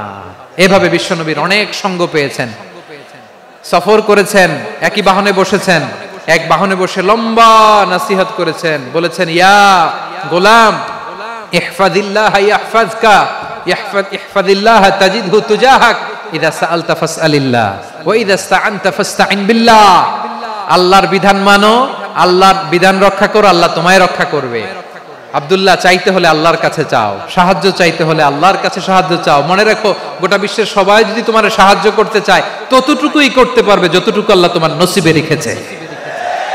গোটা বিশ্ব যদি তোমার বিরুদ্ধে ষড়যন্ত্রে দাঁড়িয়ে যায়, ক্ষতি ততটুকু করতে পারবে যতটুকু তোমার জন্য বরাদ্দ আছে, এর বাইরে কিছু করতে পারবে না। আওয়াজ করে বলেন ঠিক কিনা? এভাবে হাতে কলমে শিখিয়েছেন, বিশ্বনবীর সঙ্গ পেয়েছেন। উনাকে বিশ্বনবী সাল্লাল্লাহু আলাইহি ওয়াসাল্লাম শিক্ষাবিদ, এডুকেটর অফ দিস উম্মাহ হিসেবে সিলেক্ট করেছেন, হাতে কলমে শিখিয়েছেন। বিশ্বনবী একবার প্রকৃতির ডাকে সাড়া দিয়ে এসেছেন। এখন কি করতে হবে? নামাজের জন্য ওযু করতে হবে। বিশ্বনবী এসেই দেখেন ওযুর বদনায় পানি ভরা, খুশি হয়ে গেলেন, বললেন কে রেখেছে পানি? একজন বলল আব্দুল্লাহ রেখেছে। বিশ্বনবী অত্যন্ত খুশি হলেন, খুশি হয়ে একটা দোয়া করলেন, বললেন আল্লাহুম্মা ফাক্কিহু ফিদ্দীন ওয়া আল্লিমহু তা'ওয়ীল। আল্লাহ, তুমি আব্দুল্লাহকে দ্বীনের বুঝ দিও আর কোরআনের তাফসীর শিক্ষা দিও। বিশ্বনবীর এই দোয়া এমন লাগছে, উনি রাইসুল মুফাসসিরিন, এই পৃথিবীতে যত মুফাসসির ছিল, যত মুফাসসির আসবে, সকল মুফাসসিরের সম্রাট হিসেবে স্বীকৃত হয়েছেন আব্দুল্লাহ ইবনে আব্বাস। বিশ্বনবী ওনারে আজান শিখান নাই, বিশ্বনবী ওনারে ল্যাঙ্গুয়েজ শিখান নাই, বিশ্বনবী ওনারে অ্যাম্বাসেডর বানান নাই, হাতে কলমে শিক্ষা দিয়েছেন। ছোট্ট মানুষ, বিশ্বনবী ইন্তেকাল করলেন, আবু বকরের সময় গেল, ওমরে ফারুকের খেলাফত, তখনও তিনি তরুণ। ওমরে ফারুক রাদিয়াল্লাহু তাআলা আনহু ওনার ক্যাবিনেট মিনিস্ট্রির বৈঠকে এই আব্দুল্লাহ ইবনে আব্বাসকে পাশ দিয়ে বসায় রাখতেন। বয়স্ক সাহাবারা এটা পছন্দ করতো না, তারা বলতো ঘটনা কি, আব্দুল্লাহর মতো ছেলে নাতি আমাদের আছে, এরা কেন রাখে ওমরে ফারুক? ওমরে ফারুক এটা টের পেলেন, তিনি বুঝতে পারলেন যে ক্যাবিনেট মেম্বাররা এটা পছন্দ করে না, ছোট্ট আব্দুল্লাহরে কেন রাখি, কেন যে রাখি এটা একদিন বুঝাবো। একদিন মিটিং এ তিনি সবাইকে বললেন ইযা জাআ নাসরুল্লাহি ওয়াল ফাতহ। এই আয়াত দ্বারা উদ্দেশ্য কি বলেন তো মুরব্বী সাহাবীরা? এক সাহাবী বলেন এই সূরা দ্বারা উদ্দেশ্য, আল্লাহ বলেছেন আমাদেরকে বিভিন্ন ল্যান্ড, বিভিন্ন এলাকা বিজয় করতে হবে। ওমরে ফারুক বললেন না, হয়নি। আরেকজন বললেন বিজয় হওয়ার পর আমাদের বেশি বেশি আল্লাহর বরত্বের ঘোষণা দিতে হবে, এটা উদ্দেশ্য। ওমরে ফারুক বললেন না, হয় নাই। যারে জিজ্ঞেস করেন কেউ পারে না। সব শেষে বিশ্বনবী ছোট্ট আব্দুল্লাহরে বলেন আব্দুল্লাহ ইদা জাআ নাসরুল্লাহি ওয়াল ফাতহ, এর দ্বারা উদ্দেশ্য কি বলো তো? ছোট্ট আব্দুল্লাহ বলেন হুয়া আজালু রাসূলিল্লাহ। এই আয়াত দ্বারা বিশ্বনবীর বিদায়কে উদ্দেশ্য নেওয়া হয়েছে। ওমরে ফারুক বললেন হাযা হুয়া, এটাই তো সঠিক উত্তর, এটাই সঠিক তাফসীর এই আয়াতের। কারণ ইদা জাআ নাসরুল্লাহি ওয়াল ফাতহ, যখন আল্লাহর সাহায্য আর বিজয় আসবে, ওয়া রাআইতান নাসা ইয়াদখুলুনা ফি দীনিল্লাহি আফওয়াজা, আপনি দেখবেন দলে দলে ঢলে ঢলে বানের পানির মতো মানুষ ইসলামের দিকে ঢুকতেছে, ইসলামের বিজয় হয়েছে। তো ইসলামের বিজয়ের মিশন নিয়ে নবী আসছে, বিজয়ী যখন হয়ে গেছে এখন তো নবীর বিদায় হবে। জোরে বলেন ঠিক কিনা? কোন সাহাবী এই সূক্ষ্ম কথাটা ধরতে পারে নাই, ওই আব্দুল্লাহ ছাড়া। আব্দুল্লাহ যখন উত্তর দিছে সব সাহাবীদের টনক নড়েছে। এরপর থেকে কোন ক্যাবিনেট মিটিং এ আর কোন সাহাবারা কোনো প্রশ্ন করে নাই, আওয়াজ করে পড়েন সুবহানাল্লাহ। বিশ্বনবী আব্দুল্লাহ ইবনে আব্বাসকে দ্য এডুকেটর অফ দ্য উম্মাহ, উম্মার শিক্ষাবিদ হিসেবে গ্রহণ করেছেন। আওয়াজ করে পড়তে হবে আল্লাহু আকবার। সাহাবীদের নামগুলো মনে থাকবে? এক নম্বরে আবু মাহজুরা, মুয়াজ্জিন বানাইছেন। যায়েদ ইবনে সাবিত, দোভাষী, ট্রান্সলেটর অফ প্রফেট, এবং তিনি ছিলেন বিশ্বনবীর ব্যক্তিগত সচিব। Musab ibn Umair, the first ambassador and diplomat of Islam. Abdullah ibn Abbas এই উম্মার সবচেয়ে বড় এডুকেটর, শিক্ষাবিদ। আরেকজন ছিল আব্দুল্লাহ ইবনে মাসউদ রাদিয়াল্লাহু তাআলা। দুই আব্দুল্লাহ, আব্বাস গেল, আরেকজন হচ্ছে মাসউদ, মক্কার তরুণ। ছাগল পালতো মুশরিকের। বিশ্বনবী আর আবু বকর রাদিয়াল্লাহু তাআলা আনহু একবার গেলেন, যে দেখে এই তরুণ দাঁড়ায় আছে। বিশ্বনবী বলেন, আমি খুব ক্ষুধার্ত, তোমার কাছে কি দুধ আছে ছাগলের? আব্দুল্লাহ ইবনে মাসউদ বলে, আছে। ওয়ালাকিন আনা মু'তামান, কিন্তু যে দুধ আছে এটা আমানতের, আমি দিতে পারবো না। বিশ্বনবী এইটা শুনেই তার টার্গেট করে ফেলছে। আনা মু'তামান, দুধ আছে কিন্তু এটা আমার মালিকের, আমি তো দরদ দেখাই, আমার মালিকের দুধ আপনি পথিক, আপনারা দিতে পারি না। বিশ্বনবী টার্গেট করে ফেলছেন, এরে আমার কাজে লাগাইতে হবে। বিশ্বনবী বললেন, আচ্ছা ঠিক আছে, দুধ দিও না, কিন্তু এমন ছাগি আছে কিনা যেই ছাগির সাথে কোনো ছাগলের মিলন হয় নাই, তার ওলানে দুধও আসে নাই, বাচ্চাও নাই, এরকম ছাগির থেকে যদি আমি দুধ খাই তাহলে তো সমস্যা নাই। বলতেছে, এরকম ছাগির থেকে দুধ খেলে সমস্যা নাই, কারণ এরকম ছাগির ওলান থেকে দুধ আসবেও না। বলতেছে, ঠিক আছে, এরকম একটা ছাগি নিয়ে আস। নিয়ে আসা হলো। বিশ্বনবী বিসমিল্লাহ বলে ওই ছাগির ওলানে হাত দিলেন। হাত দিতে দেরি, পুরো ওলানটা দুধে ভরে যেতে দেরি হয় না। বিশ্বনবী আর আবু বকর রাদিয়াল্লাহু তাআলা আনহু দহন করে পেট ভরে খেলেন।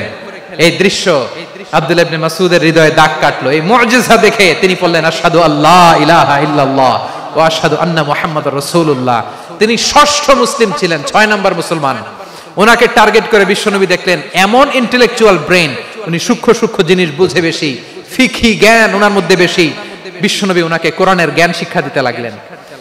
উনি বিশ্বনবী সবার কাছে কোরআন শোনায়, কিন্তু বিশ্বনবী নিজে আব্দুল্লাহ ইবনে মাসউদের কাছ থেকে কোরআন শুনতো। বিশ্বনবী একবার বললেন, ইকরা আলাইয়া ইয়া মাসউদ। ইবনে মাসউদ, একবার শোনাও তো কোরআন দেখি। আব্দুল্লাহ ইবনে মাসউদ বলে, আকরাউ আলাইকা ওয়া আলাইকা উনজিল। নবী, আপনার উপর কোরআন নাজিল হয় আর আমি আপনার সামনে কোরআন পড়ব। বিশ্বনবী বললেন, ইন্নী উহিব্বু আন আসমাআহু মিন গায়রি। আমি নিজে পড়তে যেমনি ভালোবাসি, অন্যে পড়ুক আমি শুনবো, এটাও আমি ভালোবাসি। সূরা নিসা তিনি তেলাওয়াত করে শুনিয়েছেন। এমন সূক্ষ্ম সূক্ষ্ম বিষয় বিশ্বনবী উনাকে ধরিয়ে দিয়েছেন। উনি হয়ে গিয়েছেন, আব্দুল্লাহ ইবনে আব্বাস হয়েছেন রাইসুল মুফাসসিরিন, উনি হয়ে গিয়েছেন ফাকিহুল উম্মাহ। ওনার চাইতে বড় ফকি এই পৃথিবী আর দেখবে না। চিল্লায় বলেন সুবহানাল্লাহ। উনি বলতেন, ওয়াল্লাহি ওয়াল্লাহি ইল্লাযী লা ইলাহা গায়রু মা উনজিলাত সূরাতুন মা উনজিলাত সূরাতুন ইল্লা ওয়া আনা আ'লামু আইনা উনজিলাত ওয়া ফিমা উনজিলাত। বিশ্বনবী এমন ভাবে কোরআনের দার্স আমাকে দিয়েছেন, কোরআনে যত সূরা নাজিল হয়েছে, যেখানে নাজিল হোক না কেন আমি জানি এটা কোথায় নাজিল হয়েছে এবং কোন প্রেক্ষাপটে নাজিল হয়েছে। এমন একটা সূরা নাই যে সূরার কোথায় নাজিল হয়েছে আমি মাসুদের জানা নাই, কোন প্রেক্ষাপটে নাজিল হয়েছে আমার জানা নাই। এরকম ঘটবে না। চিল্লায় বলেন আল্লাহু আকবার। এই আব্দুল্লাহ ইবনে মাসউদ রাদিয়াল্লাহু তাআলা আনহু ওমর ফারুকের সময় কুফার চিফ জাস্টিস ছিলেন। কুফা নগরীর চিফ জাস্টিস। চিফ জাস্টিস বুঝেন নাই? বিচারপতি। কি ছিলেন? সবাই বলে নাই কি ছিলেন? বিচারপতি ছিলেন। এবং ওনার যে ফিকহি জ্ঞানের ধারা, এটাই আলকামা, ইব্রাহিম আন-নাখাই, হাম্মাদ ইবনে সুলাইমান হয়ে ইমাম আবু হানিফা পর্যন্ত পৌঁছেছে।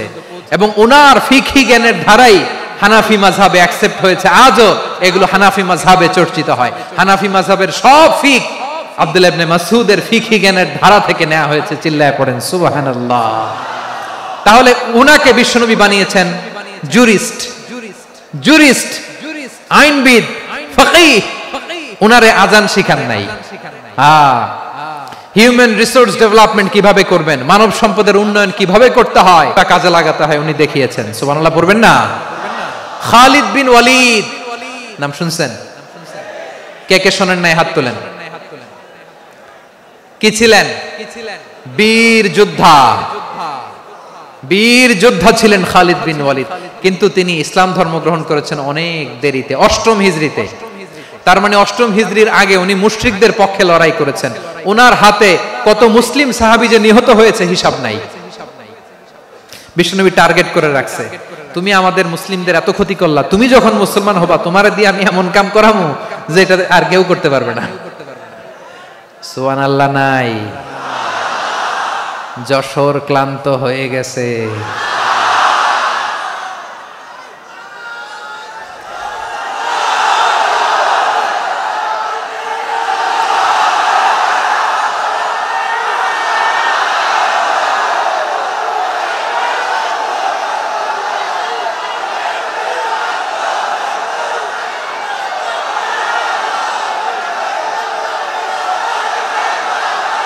মাশাআল্লাহ, বসুন বসুন বসুন। খালিদ বিন ওয়ালিদ রাদিয়াল্লাহু তাআলা আনহু 8ম হিজরিতে মুসলিম হয়েছেন, মক্কা বিজয়ের আগে। তো মক্কা বিজয়ের আগে যখন মুসলিম হয়েছেন, এর আগে কি করছেন? কাফিরদের সাথে যুদ্ধ করেছেন। উনি উহুদের যুদ্ধে মুসলমানদের যে পরাজয় ভাব, কঠিন পরিস্থিতির মুখোমুখি উনার কারণে পেছন থেকে এমন আতর্কিত আক্রমণ করেছেন, মুসলমানদেরকে কচুকাটা করেছেন। 8ম হিজরিতে আল্লাহ তাআলা হেদায়েতের নূর দিয়ে ওনার হৃদয়টাকে উজালা করে দিলেন। লা ইলাহা, এটা এমন বাণী যার হৃদয়ে একবার টাচ খাবে, এইটা থেকে সে আর পালিয়ে বেড়াতে পারে। ঝিনুকের ভেতর লুকিয়ে থাকে যেমন মতি, ঝিনুকের ভেতর লুকিয়ে থাকে যেমন মতি, কলমা শাহাদাতে আছে আল্লাহর জ্যোতি, কলমা শাহাদাতে আছে আল্লাহর জ্যোতি। ঠিক কিনা বলেন?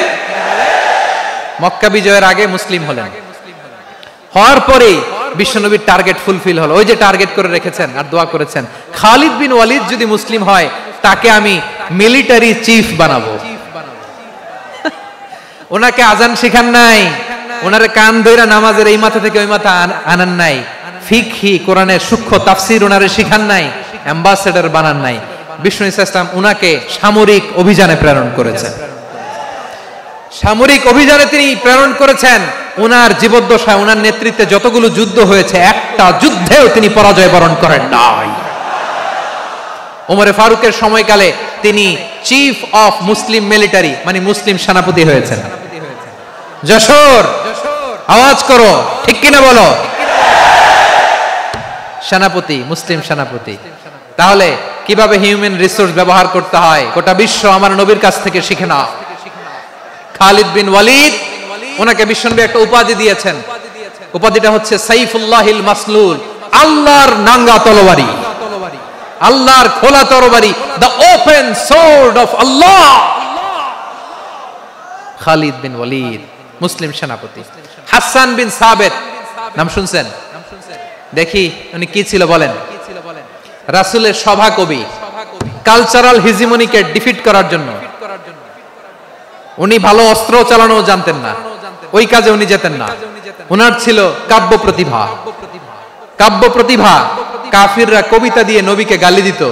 বিশ্বনবী বলতেন, ইয়া হাসান আজিব আন রাসূলিল্লাহ, তুমি নবীর হয়ে কাফেরদের এই কথাগুলোর জবাব দাও। বিশ্বনবীর একটা মিম্বার ছিল, বিশ্বনবীর মিম্বারের পাশাপাশি মসজিদে নববীতে এই হাসান বিন সাবেতের জন্য বিশ্বনবী একটা স্পেশাল মিম্বার বানিয়ে দিয়েছেন। এখান থেকে তুমি জবাব দাও। এবং বিশ্বনবী বলেছেন, আল্লাহুম্মা আইয়িদহু বিরূহিল কুদুস, আল্লাহ হাসান আমার পক্ষে জবাব দেয়, তুমি জিব্রাইল মারফত তাকে সাহায্য পাঠায়া দিও। রাসূল সাল্লাল্লাহু আলাইহি ওয়াসাল্লামের সভা কবি, the poet of the prophet, নবীর কবি। উনি কবিতা দিয়ে এমন উচ্চাঙ্গের ভাষায় কবিতা দিয়ে তিনি জবাব দিতেন, কাফিরদের গা শিহরে যেত, তাদের হৃদয়ে আগুন ধরে যেত। তাহলে এরকম কবিরও দরকার আছে না নাই? এখন যাকে আল্লাহ দিছে কাব্য প্রতিভা, এরা যদি আপনি যুদ্ধের ময়দানে পাঠান হবে? যারে দিছে সুরেলা গলা, এরা যদি অ্যাম্বাসেডর বানান হবে না।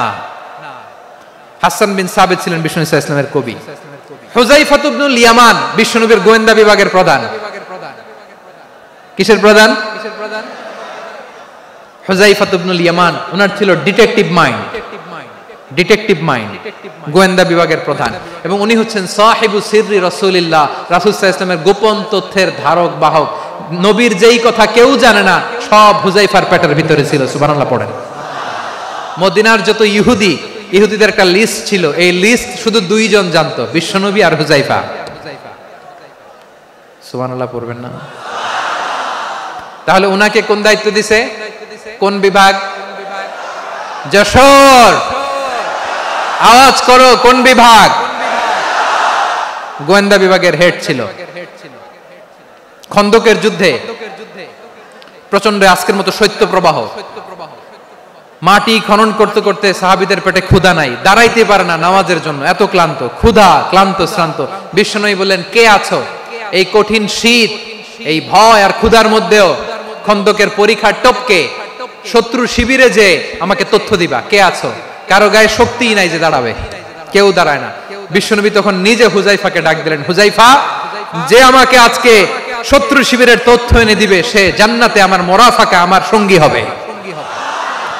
হুযায়ফা রাদিয়াল্লাহু ইবনুল ইয়ামান জীবনের ঝুঁকি নিয়ে এই ক্ষুধা শৈত্য প্রবাহ কোল্ড ওয়েভস কে উপেক্ষা করে পরীক্ষা টপকে শত্রু শিবিরে যে সবার কথাগুলো চুপে চুপে শুনে বিশ্বনবীর দরবারে এসে গোয়েন্দাদের মতো তথ্য সরবরাহ করেছে।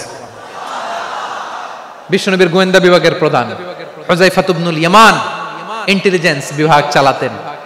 মুনাফিকদের নাম ওনার কাছে ছিল। মুআয ইবনে জাবাল মদিনা রাষ্ট্রের সবচেয়ে সিনিয়র আমলা ছিলেন।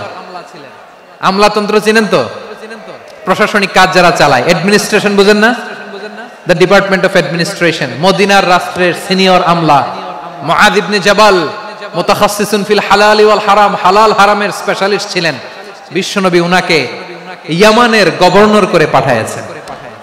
বলেছেন ইন্নাকা তা'তি কওমান আহলা কিতাব, এমন গোষ্ঠীর কাছে যাবা যারা ইহুদি নাসারা, আগে শাহাদা পড়লে এরপরে নামাজের দাওয়াত দিও, নামাজ পড়লে যাকাতের দাওয়াত দিও। গভর্নরের অ্যাটিটিউড যেমন থাকে তেমন অ্যাটিটিউড ধরে রেখো। সুবহানাল্লাহ পড়েন। তাহলে মুআয ইবনে জাবালকে দিয়ে বিশ্বনবী কবিতা লেখায় নাই, চিঠি লেখায় নাই, আজান দেওয়ায় নাই। সুবহানাল্লাহ পড়বেন না? সব শেষ সাহাবী বলি আবু হুরায়রা রাদিয়াল্লাহু তাআলা নাম শুনছেন? বিড়ালের বাবা। কি করতেন? খালি হাদিস মুখস্থ করতেন। উনি বলতেন আলজামু রাসূলুল্লাহ আলা মিলই বাতনি, আমার শুধু পেটের ক্ষুধার বন্দোবস্ত হইলে আমি নবীর সঙ্গ ছাড়তাম না। আমার আনসার সাহাবারা ক্ষেত খামারের কাজ করত, আমার মুহাজির সাহাবারা ব্যবসা করত, আর আমি নবীর সাথে সাথে থাকতাম। শুধু সকাল বিকাল দুই বেলা যদি আমার খাবারের বন্দোবস্ত হয় আমি আর নবীর লক ছাড়ি না। সুবহানাল্লাহ কইবেন না? 5374টা হাদিস তিনি বর্ণনা করেছেন। সবচেয়ে বেশি হাদিস বর্ণনাকারী সাহাবী। হাদিস প্রিজার্ভেশনের কাজে বিশ্বনবী ওনাকে কাজে লাগিয়েছেন। উনি একদিন বলেন ইয়া রাসূলুল্লাহ আসমাউ মিনকা কাসীরান ফালা আহফাজু, নবী অনেক কথা শুনি আমার মনে থাকে না। বিশ্বনবী বললেন তাই? তুবসুত রিদাক, তোমার চাদরটা বিছাও। আবু হুরায়রা বিছালেন, বিশ্বনবী হাত বুলায় দিলেন, এরপরে অনেক হাদিস বর্ণনা করলেন। আবু হুরায়রা বলে তারপর থেকে বিশ্বনবী যাই বর্ণনা করে আমি শুনি আর একটাও ভুলি না। এখন সুবহানাল্লাহ। বিশ্বনবী ওনাকে হাদিস প্রিজার্ভেশন, নবীর এই যে লক্ষ্য হাদিস প্রিজার্ভেশনের এই দায়িত্ব দিয়েছেন সাইয়েদনা আবু হুরায়রা রাদিয়াল্লাহু তাআলা আনহুকে। প্রিয় ভাইরা, তাহলে 10 জন সাহাবীর কথা যে বললাম, আপনারা কি খেয়াল করেছেন কত বড় ট্যালেন্ট হান্টার, চৌকস ট্যালেন্ট হান্টার ছিল আমার নবী। এক একজনের এক এক ট্যালেন্ট, এক এক কাজে অ্যাসাইন করেছেন, এক একজনকে এক এক দায়িত্ব দিয়েছেন, এক একজনের প্রতিভাকে এক এক ভাবে বিকশিত হওয়ার সুযোগ দিয়েছেন। আওয়াজ করে বলেন ঠিক কি না?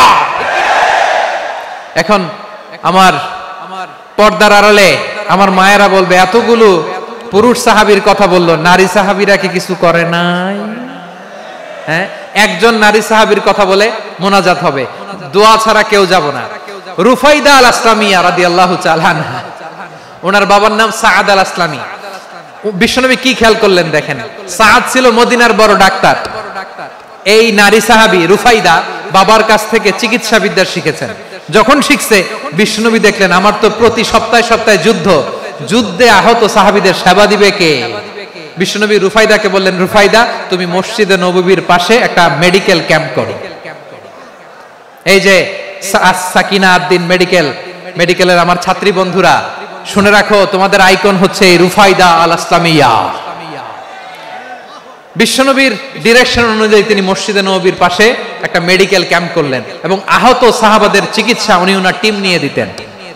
বিশ্বনবীর পরামর্শে উনি আনসারি এবং মুহাজির মহিলা সাহাবীদেরকে নিয়ে একটা স্পেশাল মেডিকেল টিম গঠন করলেন। খায়বার যুদ্ধে 7ম হিজরিতে যখন বিশ্বনবী যায় উনি ওনার টিম নিয়ে আসলেন, বললেন ইয়া রাসূলুল্লাহ আমরা তো তলোয়ার চালাতে পারি না, আমরা তো তীর মারতে পারি না, আপনি যদি অনুমতি দেন খায়বার অভিযানে আমি আমার টিম নিয়ে মেডিকেল টিমের সেবাটা সার্ভিসটা দিতে চাই। পড়েন সুবহানাল্লাহ। বিশ্বনবী অনুমতি দিলেন, যোদ্ধা সাহাবীদের সাথে রুফাইদা আল আসলামিয়া উনিও মেডিকেল টিম নিয়ে অগ্রসর হলেন। খায়বারের প্রতিটা আহত ইনজুর্ড সাহাবী যারা ইনজুরির শিকার হয়েছেন সবাই রুফাইদা আল আসলামিয়ার এই মেডিকেল ক্যাম্প থেকে চিকিৎসা সহায়তা পেয়েছেন। সুবহানাল্লাহ পড়েন। দেখেন কিভাবে বিশ্বনবী ট্যালেন্ট বাছাই করতেন, আপনি অবাক হবেন। বাহরাইনের মেডিকেল ইউনিভার্সিটিতে রুফাইদা আল আসলামিয়া মেডিকেল প্রাইজ অ্যাওয়ার্ড প্রতি বছর দেয়া হয়।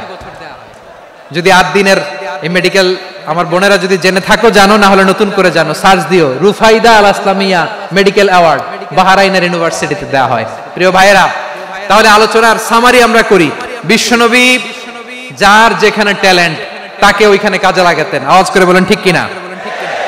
এবার একটা ইন্টারভিউ হবে, আওয়াজ করে বলেন, আবু মাহজুরাকে বিশ্বনবী কি বানাইছেন? হ্যাঁ, ভুলে গেছেন? সামনের চুলে হাত দিয়ে বিশ্বনবী কি সুন্দর গলায় আজান শিখালেন।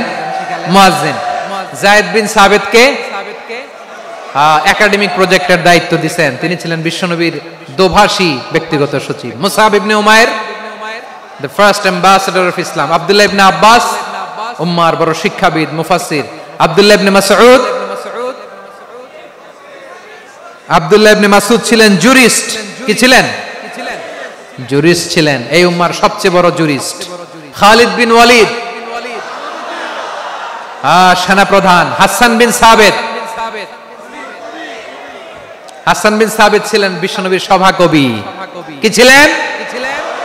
বিশ্বনবীর সভাকবি ছিলেন। এরপরে হুযায়ফা ইবনুল ইয়ামান কি ছিলেন? গোয়েন্দা বিভাগের প্রধান। মুআয ইবনে জাবাল কি ছিলেন?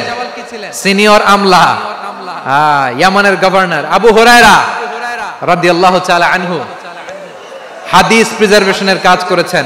আর আমাদের রুফাইদা আল ইসলামিয়া রাদিয়াল্লাহু তাআলা আনহা কি ছিলেন? নার্স ছিলেন, নার্স হয়ে মেডিকেল সেবা দিয়েছেন। প্রিয় ভাইরা, পুরো আলোচনার যদি সামারি করি তাহলে বিশ্বনবী যেভাবে হিউম্যান রিসোর্সকে ম্যানেজ করেছেন, যার যেখানে প্রতিভা কাজে লাগিয়েছেন, আমরাও যদি করি আমাদের বাংলাদেশের চিত্র আমরা পাল্টে দিতে পারবো। আমরা শুরুতে শুনেছি মানুষের আছে অসীম সম্ভাবনা, প্রতিটা মানুষ অনন্য, যত্ন নিলে, যথাযথ পরিচর্যা করলে মানুষ বিশ্ব জয় করতে পারে। ঠিক কিনা?